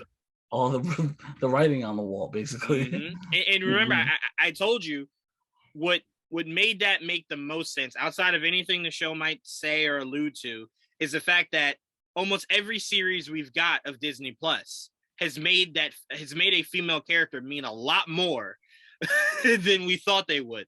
Like Sharon Carter becoming the power broker. No one saw that. Like before the show, no one saw that coming. Right. No one saw or wanted that to happen. So Sharon Carter, Agatha, characters that you look at and you're like, you're very much a background character. They very much brought them to the forefront. Agatha's gonna show. That's what I'm saying. Agatha, that's a character that's way in the background, is coming to the forefront. Yeah. So that's what I'm saying. When you said that about Layla, I'm like, it makes perfect sense because it's what they've been doing consistently with the Disney Plus shows and their female characters. We were joking because I was saying how we were talking about Falcon and Winter Soldier, and I was saying like, you have to, if you're Bucky, be really upset that they still refer to you as a Winter Soldier. Like, you do all that work to not be a soldier. Like they used to call us back in the day, Captain America and Bucky. Why can't that be what you call me today, Captain America and Bucky? You keep calling me by my murderous name. Do you want me to kill some motherfuckers again? Stop calling me the Winter Soldier. I think the next time we see Bucky, he won't be the Winter Soldier anymore. Well, only thing that's interesting about that is that, remember, that's how Falcon and the Winter Soldier ended, where it said Captain America and the Winter Soldier. And it was just like, but he spent the whole season trying to not be the Winter Soldier anymore. I think by that point, it'll be like the transition. Being a new character. You know what I mean? Like him finally putting the name Winter Soldier to bed. Because that was the whole point, like you said, of that series. Of that season, where he was saying, I don't want to be this anymore. And I love how the show ended with, but you're still this. It's like, but what Captain was America, the whole... Winter Soldier will return. Like, well... It's like, does Bucky know that? Because he just spent this whole season saying, I don't want to be that anymore. Right. But no, so let's get back to this. What are your thoughts on this this possible casting? Because the link that Kanan has on the news is from someone I've never heard before. So, and I haven't heard a major trade confirmed. Cosmic Circus? Yeah. They're good. They are good? Okay. They're cool. Okay. They're trustworthy. So I would say I trust them. If she says it, then again, that's another where like what's possibility that's true. And as I always say, if Joel trusts them, I trust Joel. So, but what are your thoughts on this casting? I love it. Because it's a character I've been wanting to see come to life for a long time. And even before, like, I want to say merger, but but before they put Netflix to sleep, or like the Netflix Defender shits, when I thought that there's a possibility they could do a supernatural side to it and maybe bring the Midnight Suns over there or a version of that. And where I'm like, or you could do the same thing, same concept, 4 characters, Ghost Rider, Moon Knight, Blade, and you need a girl. I always said you can't just have 4 guys. It's not gonna work these days. I agree. You need a girl. So I mean, if it's the first, if we're being honest, Joel, you can make a case that you need 2. Yeah, you can, but yeah, I'm just following the Defenders, and the Defenders just had 1 girl. So I'm like, all right, so same thing. You can do the same thing, because like in those Defenders shows, you eventually end up the Lord of the Dragon, so they kind of made up for all that shit. 2 girls right there, and then one definitely stole one the other's thunder. So 100%, yeah, 100%. So threw him under the bus. I'm like, all right, guys, we get it. You don't like him. Fuck. Jesus. Just make him inept at this point. Oh my god, that's too fucking funny. I'm dying. No, I'm looking forward to this series, mainly because of what we hope it turns into, which is Midnight Suns. Yeah. I was telling Kanan because he was saying that like he can't wait for Midnight Suns, and he was like, yeah, and I hope we get to see Wolverine. I was like, nope, see, that's the problem. Stop right there. No. Hey, Wolverine. No. A lot of people are basing it off of the game. The game? Yeah. And that's why I said, yeah, this is why I tell people all the time, comic books matter, because when you just allow new narratives to take place, it completely changes the narrative for things that just shouldn't happen. You know what I'm saying? Like, first of all, this is a character that we have to establish as being an X-Men. And now you're trying to put him in the Midnight Suns? No, that's too much. There's a character from, like, if there's going to be a mutant, it's not going to be him. It should not be him. Yeah. It most definitely should be Magic. I'm fine with Magic. Yeah, I'm fine with Magic. 100%. Magic would make sense. I do believe they're pushing. If you pay attention close enough, you're starting to see her. She's going to be in the Midnight Suns game. They're going to bring her to the Marvel Strike Force game, in the mobile game. Nico Minoru from the Runaways. Really? Yep. Watch. I wonder if that could maybe lead to us getting a revival. I don't know about that because they pretty much ignore the Runaways in her bio. Yikes. Okay, then never. But who knows? It's like Runaways. I don't know what that is. It's like, but you were in it. I don't know what that is. It's like, okay, all right, Nico. Something that happened when I was a kid. Move on. Yeah, I moved on. I'm older now. All right. So next up, Joel, we got Chris Pine and Michelle Rodriguez led Dungeons and Dragons film has given us the title. It will be called Honor Among Thieves. Awesome. And I will say for the billionth time, I know nothing about this world. So I have no opinion on anything. Castings, concept, I don't know anything. But the thing about Dungeons, there are characters and monsters that you interact with that are part of the lore. I know nothing as like you do about that. But the characters you're going to probably see, like the main characters, are going to be made up characters probably. Right. You know what I mean? But they're going to be based on D&D classes. You know what I mean? Just like what they did with Vox Machina, if you watch that show. No, I actually haven't yet. It's on my list because you spoke very highly of it. So it's on my list. It's on my list of shit to get to. I gotta finish the new season of just dropped. So I haven't even started that yet of Pacific Rim. So I'm gonna because I don't want to start it yet because is this Friday. So I'm designating this week the final season of Jason Bateman's show, Ozark. That's this Friday? It's this Friday. Motherfucker. So I'm dedicating this week to rewatching the first half of this final season. Oh, that show's so good. It is so fucking good, Joel. So I cannot wait to see how it all ends. So I'm dedicating this week to Ozark. So, Yeah, I just fuck man. I watched a lot of shit this week. I'm trying to think. But like to stay on topic, D&D wise, it's just gonna be a fantasy movie. Like, hopefully they just take it seriously because the original D&D one was trash. So hopefully they can do so much. They can do so well. Look, I'm only laughing for our audience. I'm only laughing because Joel doesn't easily just say words like that. So if he says it, he means it. He means it was utter. Like, Joel doesn't just throw around like, oh, it was trash. Like, I throw that shit around for everything. Joel is very meticulous about using words like, oh, I hated that, or I strongly dislike that, or that was the worst thing I've ever seen, or that was garbage. That doesn't get thrown around loosely. So when Joel says it, it means it was not good. It was not good. So that's why I was laughing. All right, so I want to get into so we actually had this topic that we broke down on Sunday that I wanted to get your thoughts on. It was Jayla's topic. Really good conversation starter. We argued a lot.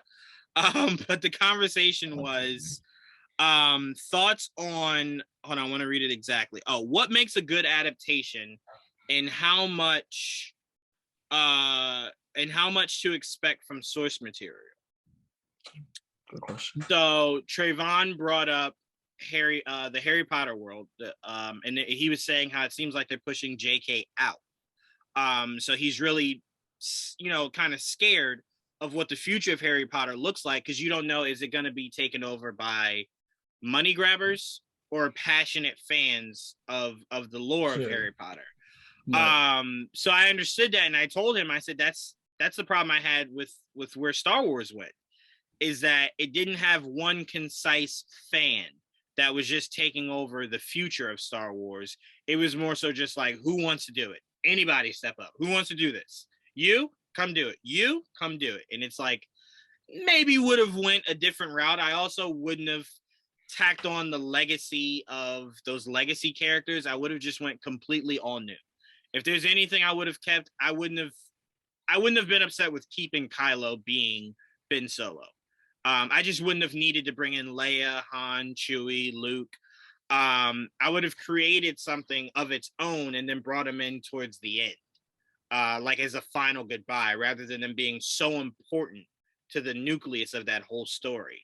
Because throughout that whole trilogy, it just felt like you were just recreating what the original trilogy was. Because remember, before Force Awakens came out, remember everyone's biggest issue before it actually came out. They were looking at it. They were like, well, clearly Poe is your Han. Rey is your Leia, and Finn is your Luke, right? That's what we all thought heading into it. So we actually saw it, and we were just like, well, JJ completely fucking flipped that shit. So it was just, you ingratiated yourself too much in what was yesterday, that you didn't really leave much for what could be tomorrow. And that was my biggest issue. On the past. Right. Did bring enough to the table in terms of advancing the story and the lore. And just the world. And just the world. Because we were saying this, you didn't show that much exists outside of the Skywalker world. Right? Like, everything is just Skywalker. Everything. And it's like, there's a whole fucking galaxy. You can't tell me that 3 different eras of Star Wars story lands me in the same last name. Exactly. Like, you gotta expand, man. You just have to. And the last thing I want to ask before you give me your thoughts on this topic, what did you see Kenobi as to Anakin, a brother or a father? Excuse me? What did I see Kenobi? The relationship between Kenobi and Anakin, was it to you as a brother relationship or a father-son relationship? Brother. Okay. So we were trying to explain to Sabrina, because I think Sabrina was arguing 2 different points. We were trying to tell her that Palpatine was more of a father figure to Anakin. And she was saying, like, no. Go ahead, I'm sorry. No, I agree. I think it kind of saw him like a father figure. But here's the funny thing. It was literally and figuratively, he was the father figure to Anakin. Because remember, he created him through the midichlorians. Yeah. So it was quite literally and figuratively. Because she was saying, like, she was essentially arguing he was a bad father. And we were saying, we're not arguing that. We're just saying Obi-Wan wasn't a father figure. It's why when you get to Mustafar, it's why it went so bad. Because Obi-Wan didn't have the tools to diffuse the situation like a father would, right? He was looking at it from the standpoint of a brother that's like, yo, why are you doing that, you fucking idiot, you stupid. And then now he was holding me down, and he got jealous. Like, you messing with my girl. Right. Right, exactly. And that's something he wouldn't have felt from a father figure. Like, that's usually something a father and son should never have a clash of. Like, are you dating the same woman as me? Like, that should never be something that comes up between a father and son. But two brothers, that can come up with that. Sibling, there was like a sibling. And I think Obi-Wan, because he was very reluctant at first too. So it's like the annoying little brother. 100%. Annoying older brother. Like 100%. And I was also saying that how Sidious loved Anakin. And they're like, he didn't love it. And I'm like, he definitely loved Anakin. And they're like, why do you think that? I said, because look at what Sidious did when Maul died and then came back. Sidious very much was just like, ew, no, gross. And then look at what Sidious did when he was done with Dooku. Kill him, Anakin. Dooku was like, whoa, what the fuck? What? He's like, yeah, I replace you. I got my son now. You can die. So I'm like, we've seen Palpatine have relationships with other Sith Lords, but it was never anything like the relationship he had with Anakin. And again, when I say love can also be toxic. I'm not saying it was a healthy love he had for Anakin, but it very much was a toxic love he had for him, because he did care for him. He very much could have just let him burn in Mustafar and moved on, and just found someone else. He invested too much and he saw too much in him. Exactly. He knew there was so much power hidden inside that boy. He was like, he was just like, if only you don't need fucking arms, it's the Force. It's the Force. We'll figure it out. Don't worry. But what is? Oh wait. We just got something. What's up? From Eric Davis, Bad Bunny is going to play the next live action Marvel character from Sony, El Muerto. Dímelo que. No. The film hits 1/12/24. They just announced it at CinemaCon. El Muerto, fucking seriously? I will say this, as somebody that watched the last season of Narcos, Bad Bunny is really good, bro. He is. He's a good wrestler, and he looks great in that Bullet Train trailer. Yes, he does, man. He's just. I'm starting to realize that Bad Bunny might be the Hispanic Drake. Like, there's just nothing he fucking can't do. It's just, you know what? Like, you look at it and you're just like, wait a minute, you're acting now? Where did this come from? And you're good? Who knew? So shout out to him, man. That's awesome. Oh, shit, that's awesome, dreadful, bro. I'm like, I don't think I've ever heard of that character. I can't wait for the comparisons to Bane. I cannot wait. You see pictures of him yet? Yeah, I got a picture. Oh, okay. I'm gonna look it up now, because like, I'm like, I don't think I've ever seen this. Like, let me see. I haven't. I was definitely expecting you. Let me put it this way. Exactly who that was. You know who it is? No, I don't think I've heard of him. I mean, don't get me wrong. He looks like a classic luchador. Yes. Like, essentially Bane. He looks like Bane. Just no venom. He looks like Bane. And we know Bad Bunny is not a big motherfucker. So not at all. So I wonder if they're going to go the route of Bane, where he takes something and it kind of enhances him a bit. Who knows? Oh wait, that's not it. Benito Antonio Martinez. I can't pronounce. That's just Bad Bunny's actual name. Sorry. Yeah. Bad Bunny. Yeah. Oh wait, Joel. Here's a better picture of this. A different picture of this character. Hold on. So we got a different look. Yeah, we got. I'm like excited because like Sony be stupid though. Sony crazy, son. Here's the other look that Eric Davis put up. This is the other look that Eric Davis put up. Oh, that's weird. Yeah, that looks unfitting. That one. That looks like pre-costume. That looks like what they were flirting with before they decided on the the actual one. It looks like that superhero costume you put on before you know, you get your real costume. Joel's like, yeah, that's your first film costume before your good shit comes in the mail. But no, so that's awesome news. This just got announced by Sony. Yeah, at CinemaCon. And Eric Davis also saw the first 15 minutes of Bullet Train. Ooh, that's why they gave him the movie right after that. Yeah, they were just like, oh, fuck, yeah, take this. Everybody's getting the roles after that, right? I was just about to say, that's how Aaron Taylor Johnson got his role. his shit. role. And by the way, I'm That's hearing really funny. good things about And Taylor Johnson and BadBunny both got roles off of that. yeah, Sony was just like, that's our future. And look, this character that BadBunny is playing looks to be a villain. So they are just continuing their winning streak, just building villains. Oh, yeah. Well, that's what I mean. They're all villains, but they're not going to be villains. You know what I mean? Right. All right, so we can go into what we've been watching. Last week was obviously the finale of Snowfall. How far are you in Snowfall? I saw the finale. Wait, you're up to date? Yeah, I've been up to date. Oh my god! You never told me that, man. I've been looking for someone to talk to Snowfall with. Joel's just like, yeah, I've been caught up. That writing is just like, oh my god, you don't deserve to be that good. Goodness gracious, the writing for that fucking show is bananas. So, how do you like the show as a whole now that you're, completely caught up? Great. It's a great show. Great acting, great characters.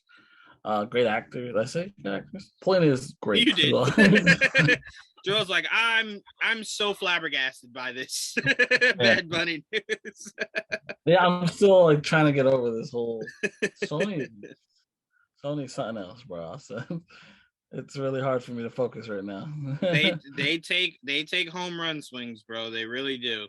And it's funny because me and you are more so excited for BadBunny than we are the actual project itself.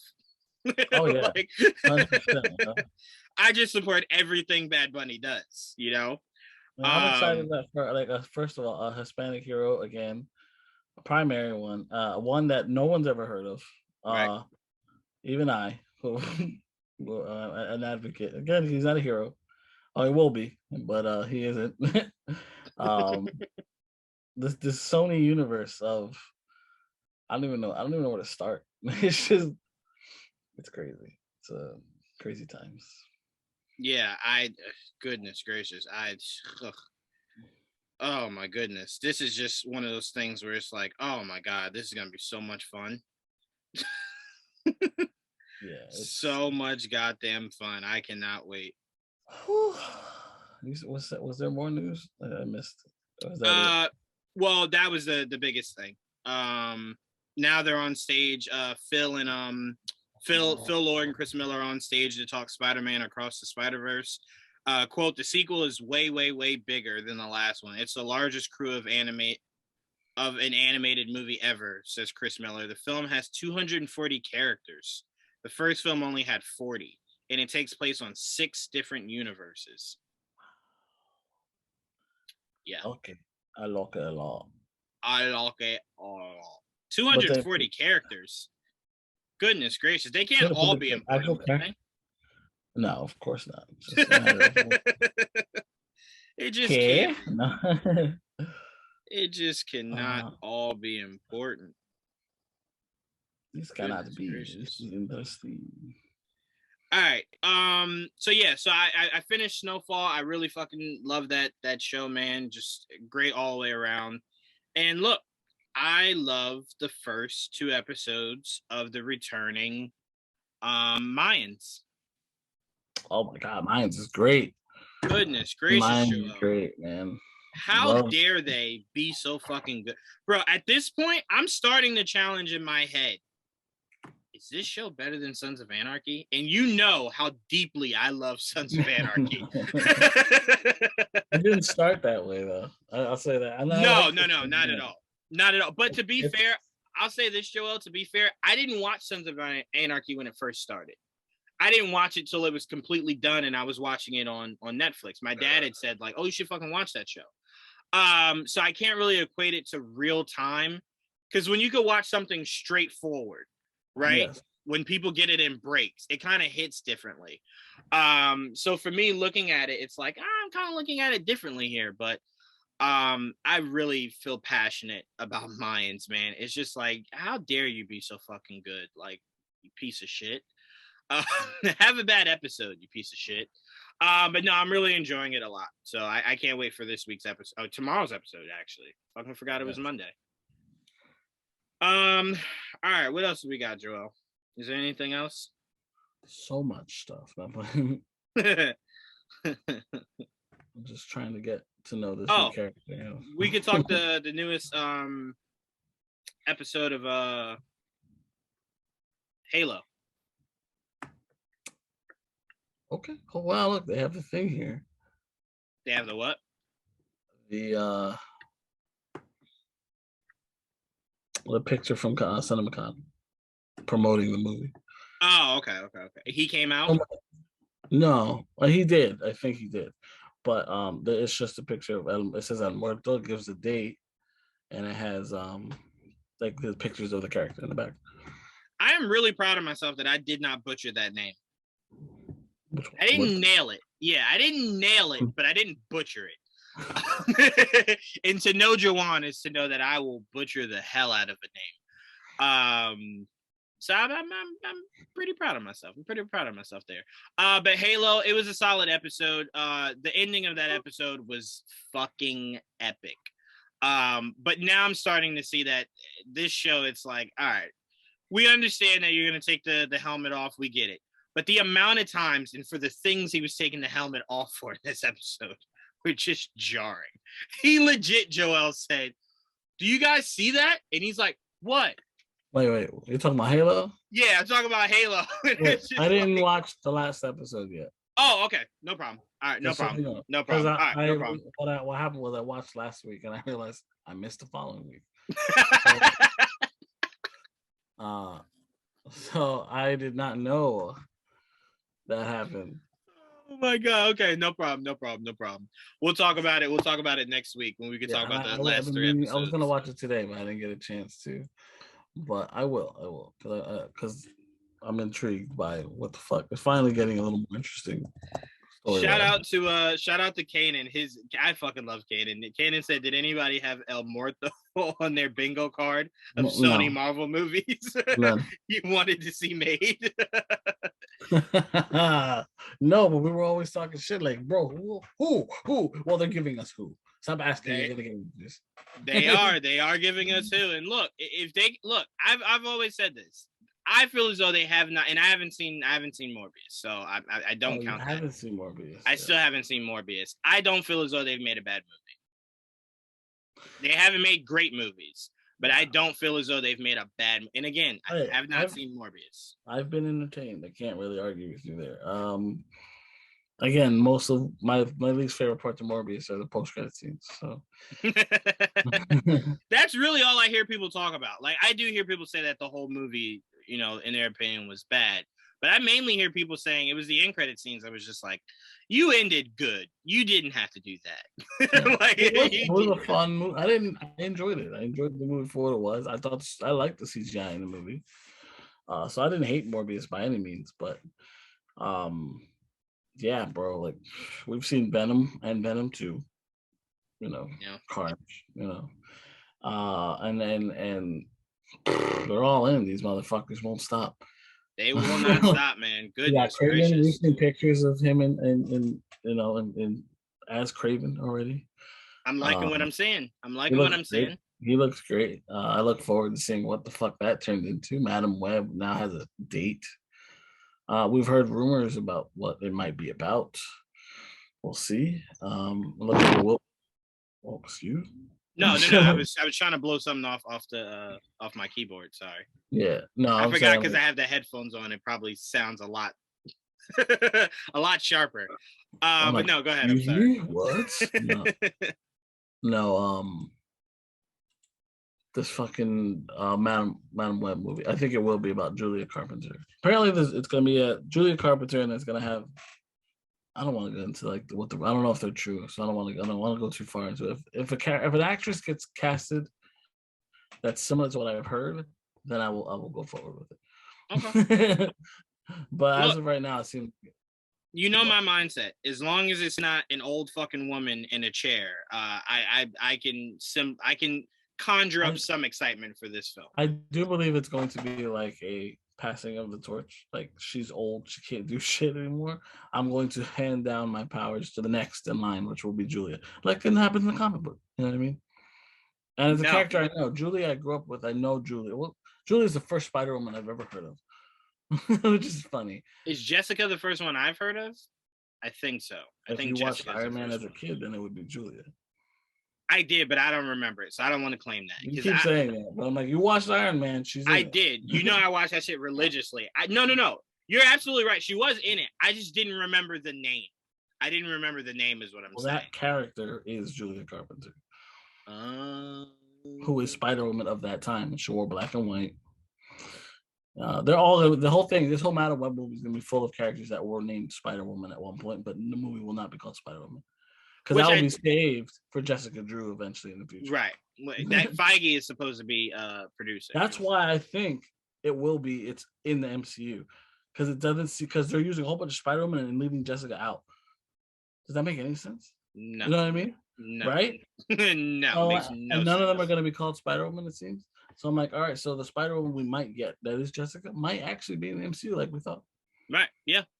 Because we knew Feige was going to be attached to it, so we always thought that was a possibility, right? So that might be the second movie that's like Spider-Man that they could utilize, right. Until we get Miles, right? But also I believe it'll be in a Spider-Man movie we first see him. I agree with you. That's pretty much all we got, Joel. Sony's so weird. Yeah, but look, you know, like what do we keep saying, Joel? They are casting names, bro. They don't give a fuck about these characters. They care about the actors. Right. We've been saying this since the beginning. How are you gonna do it? Names actors, first. Actors. Actors. I swear to God, I believe Sony does conduct meetings like this. All right, guys, we got this whole Sony Spider-Man world going on. What characters do we want? Bad Bunny. No. Characters. Bad Bunny.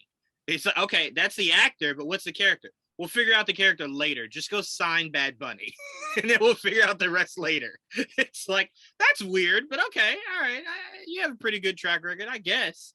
Because that's really all they're doing. That's really all they're doing. All these projects they keep launching, I'm going to be honest with you. People are really only interested because of the actors.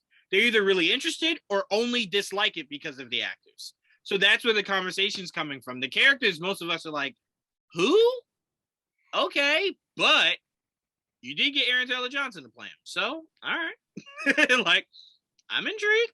I'm willing to see what you do. I'm trying to think, like, what else can they do? I mean, there's stuff out there. They tease Black Cat in Morbius. They tease Black Cat in Morbius? Well, it's a newspaper clip. Ooh. Yeah. I would actually like to see Black Cat part of, if they do revive it, Andrew's World. She was supposed to be in Andrew's World. You know, they did have, I think, Felicia Hardy in the last movie. Was she? I believe. Because I know they definitely wanted to do Mary Jane. They did. They also casted her too. They sure did. And she then they were just like in the movie, but they filmed scenes. You know, they pulled a Tony Stark's older daughter. It's just like cast it, shot it. You won't be making a final cut. It's like at all. None of that. None of that you poured your blood, sweat, and tears into will be in this movie. Sorry. And then on top of that, we won't ever revisit you. So it's like we double down on we're not utilizing you at all. Absolutely. But no, look, I try not to give Sony any mind because it's the healthiest thing for me to do because it's more so just like, look, they keep just getting me off of casting. So I'm like, at this point, it's like, I don't even care what character you do. I'm more interested in what actor are you bringing in? Who are you bringing in? That's where I want to start with. And that's where all my interest comes from. So I'm very excited to see what they do with that. I have no fucking idea where they're going, but I'm intrigued. Word. That's all I can say. I'm intrigued. They may all suck, but you know what? They're weird. They are very I don't know what else to say about them, honestly. There's nothing else to say.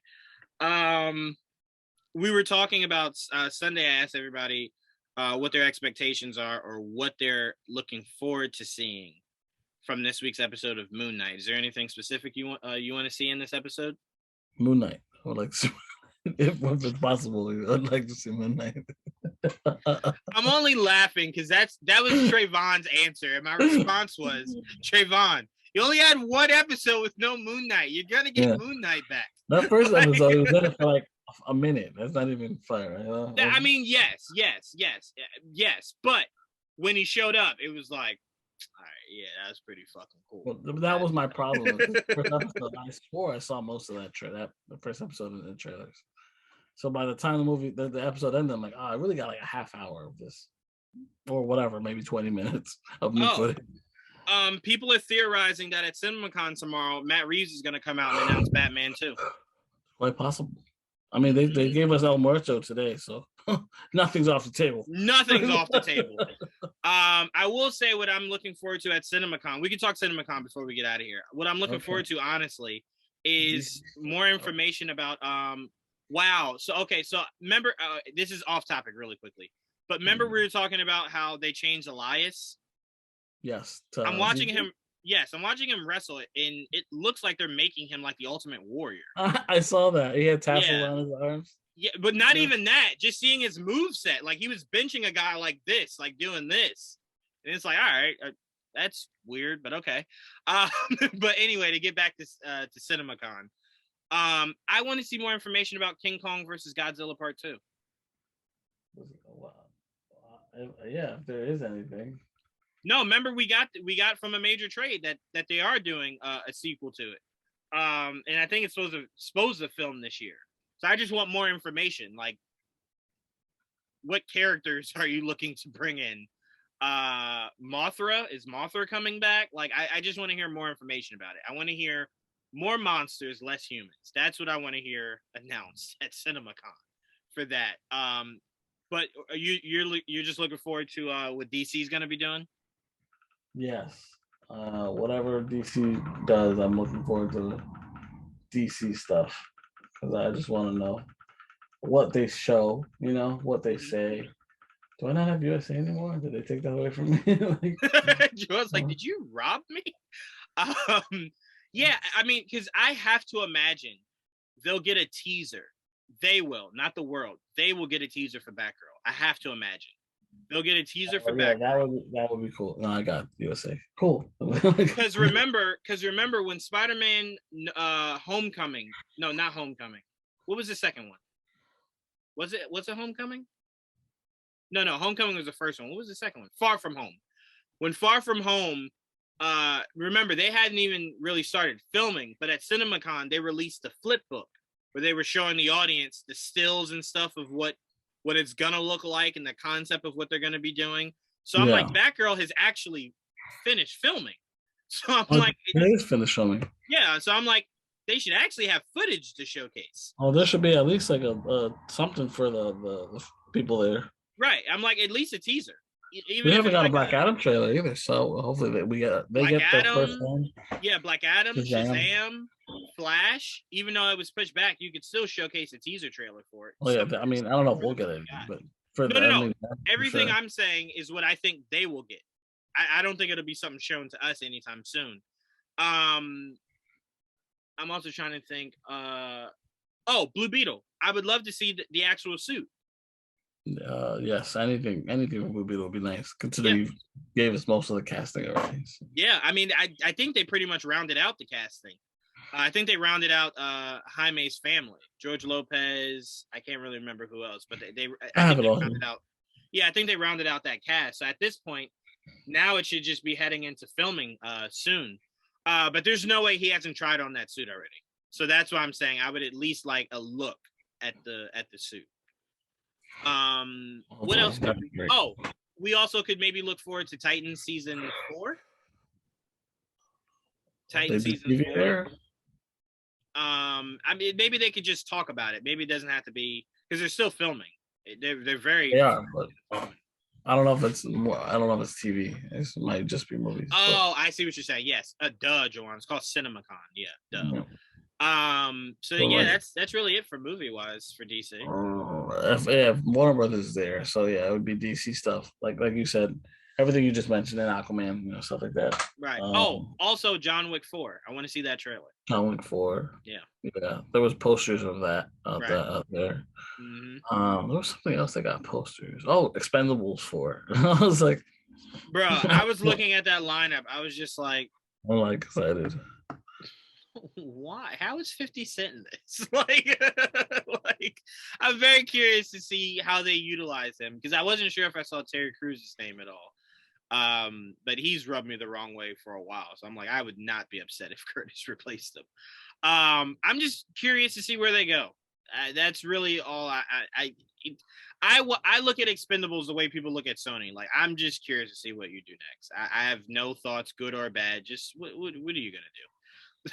Like, what are you doing here? That's really it. I don't really know what else Warner Brothers would showcase. I think that's probably it. Yeah, that's really all I can think of. Anything else you got, Joel? Oh no, I don't know. I'm very happy just to be surprised at this point. Just like Alberto sounds ridiculous, but you know what? I'm shocked, and I like to be shocked. So make sure you keep your I know you don't do notifications, but make sure you refresh Eric Davis all day tomorrow. Because he's physically there. So it's not secondhand information that usually have to wait for. So he's actually there. That's who dropped this first. I didn't see anyone else drop it. He dropped it first, and then it started to hit like dominoes. I don't know who I saw have it first, but I know a couple people that go to CinemaCon, so hopefully they speak about it. Like, I believe Foxy goes to CinemaCon and shit like that. Oh, okay. So stay tuned, guys. Me and Joel might have to be doing a Much Ado About Something tomorrow for whatever news drops. Hopefully that's, we'll see. Yeah, luckily for us, the BadBunny news dropped while we were doing this podcast. So that we could talk about it. Now I have to change the name of the podcast because we didn't talk about any the main thing I was looking forward to talking about. It was the Kenobi stuff, but it's fine now because I wanted to start with that, but I ended up not starting with it because the Nets lost, so that kind of took over. Okay. Yeah, I don't like to title something, but the topic we actually talk about is the very last thing. I like to kind of make it somewhere around the beginning. So that's all right. I think I'm gonna just rename it to this. This BadBunny news. Yeah. Yeah, so I'm gonna get with you on a creative name to name the episode.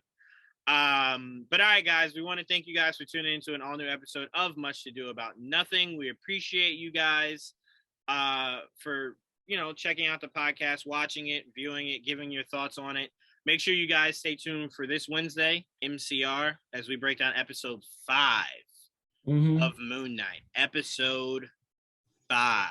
Very exciting. I will say this, Joel. I'm looking forward to the possibility that Jake's suit will be that.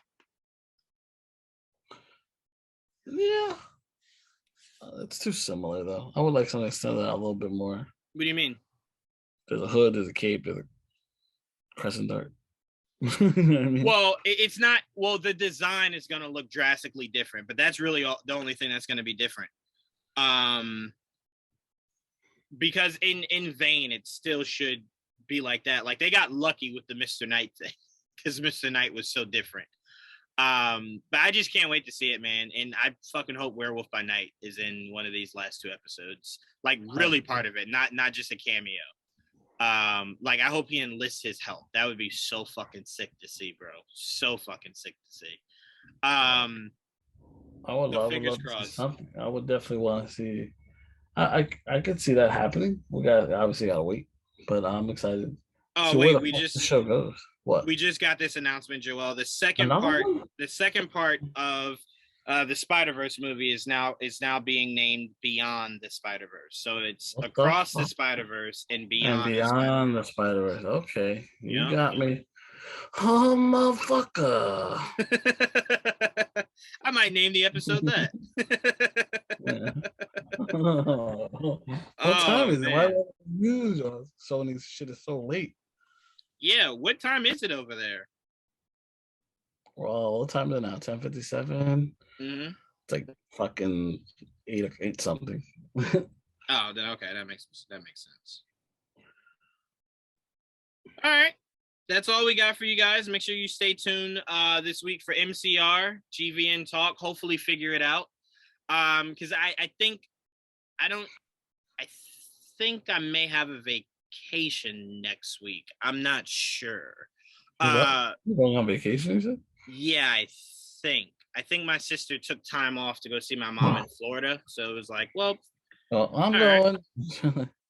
Yeah, it's like, all right, she doesn't usually get a chance to break free from work. So it's like, all right, I guess I can maybe do that.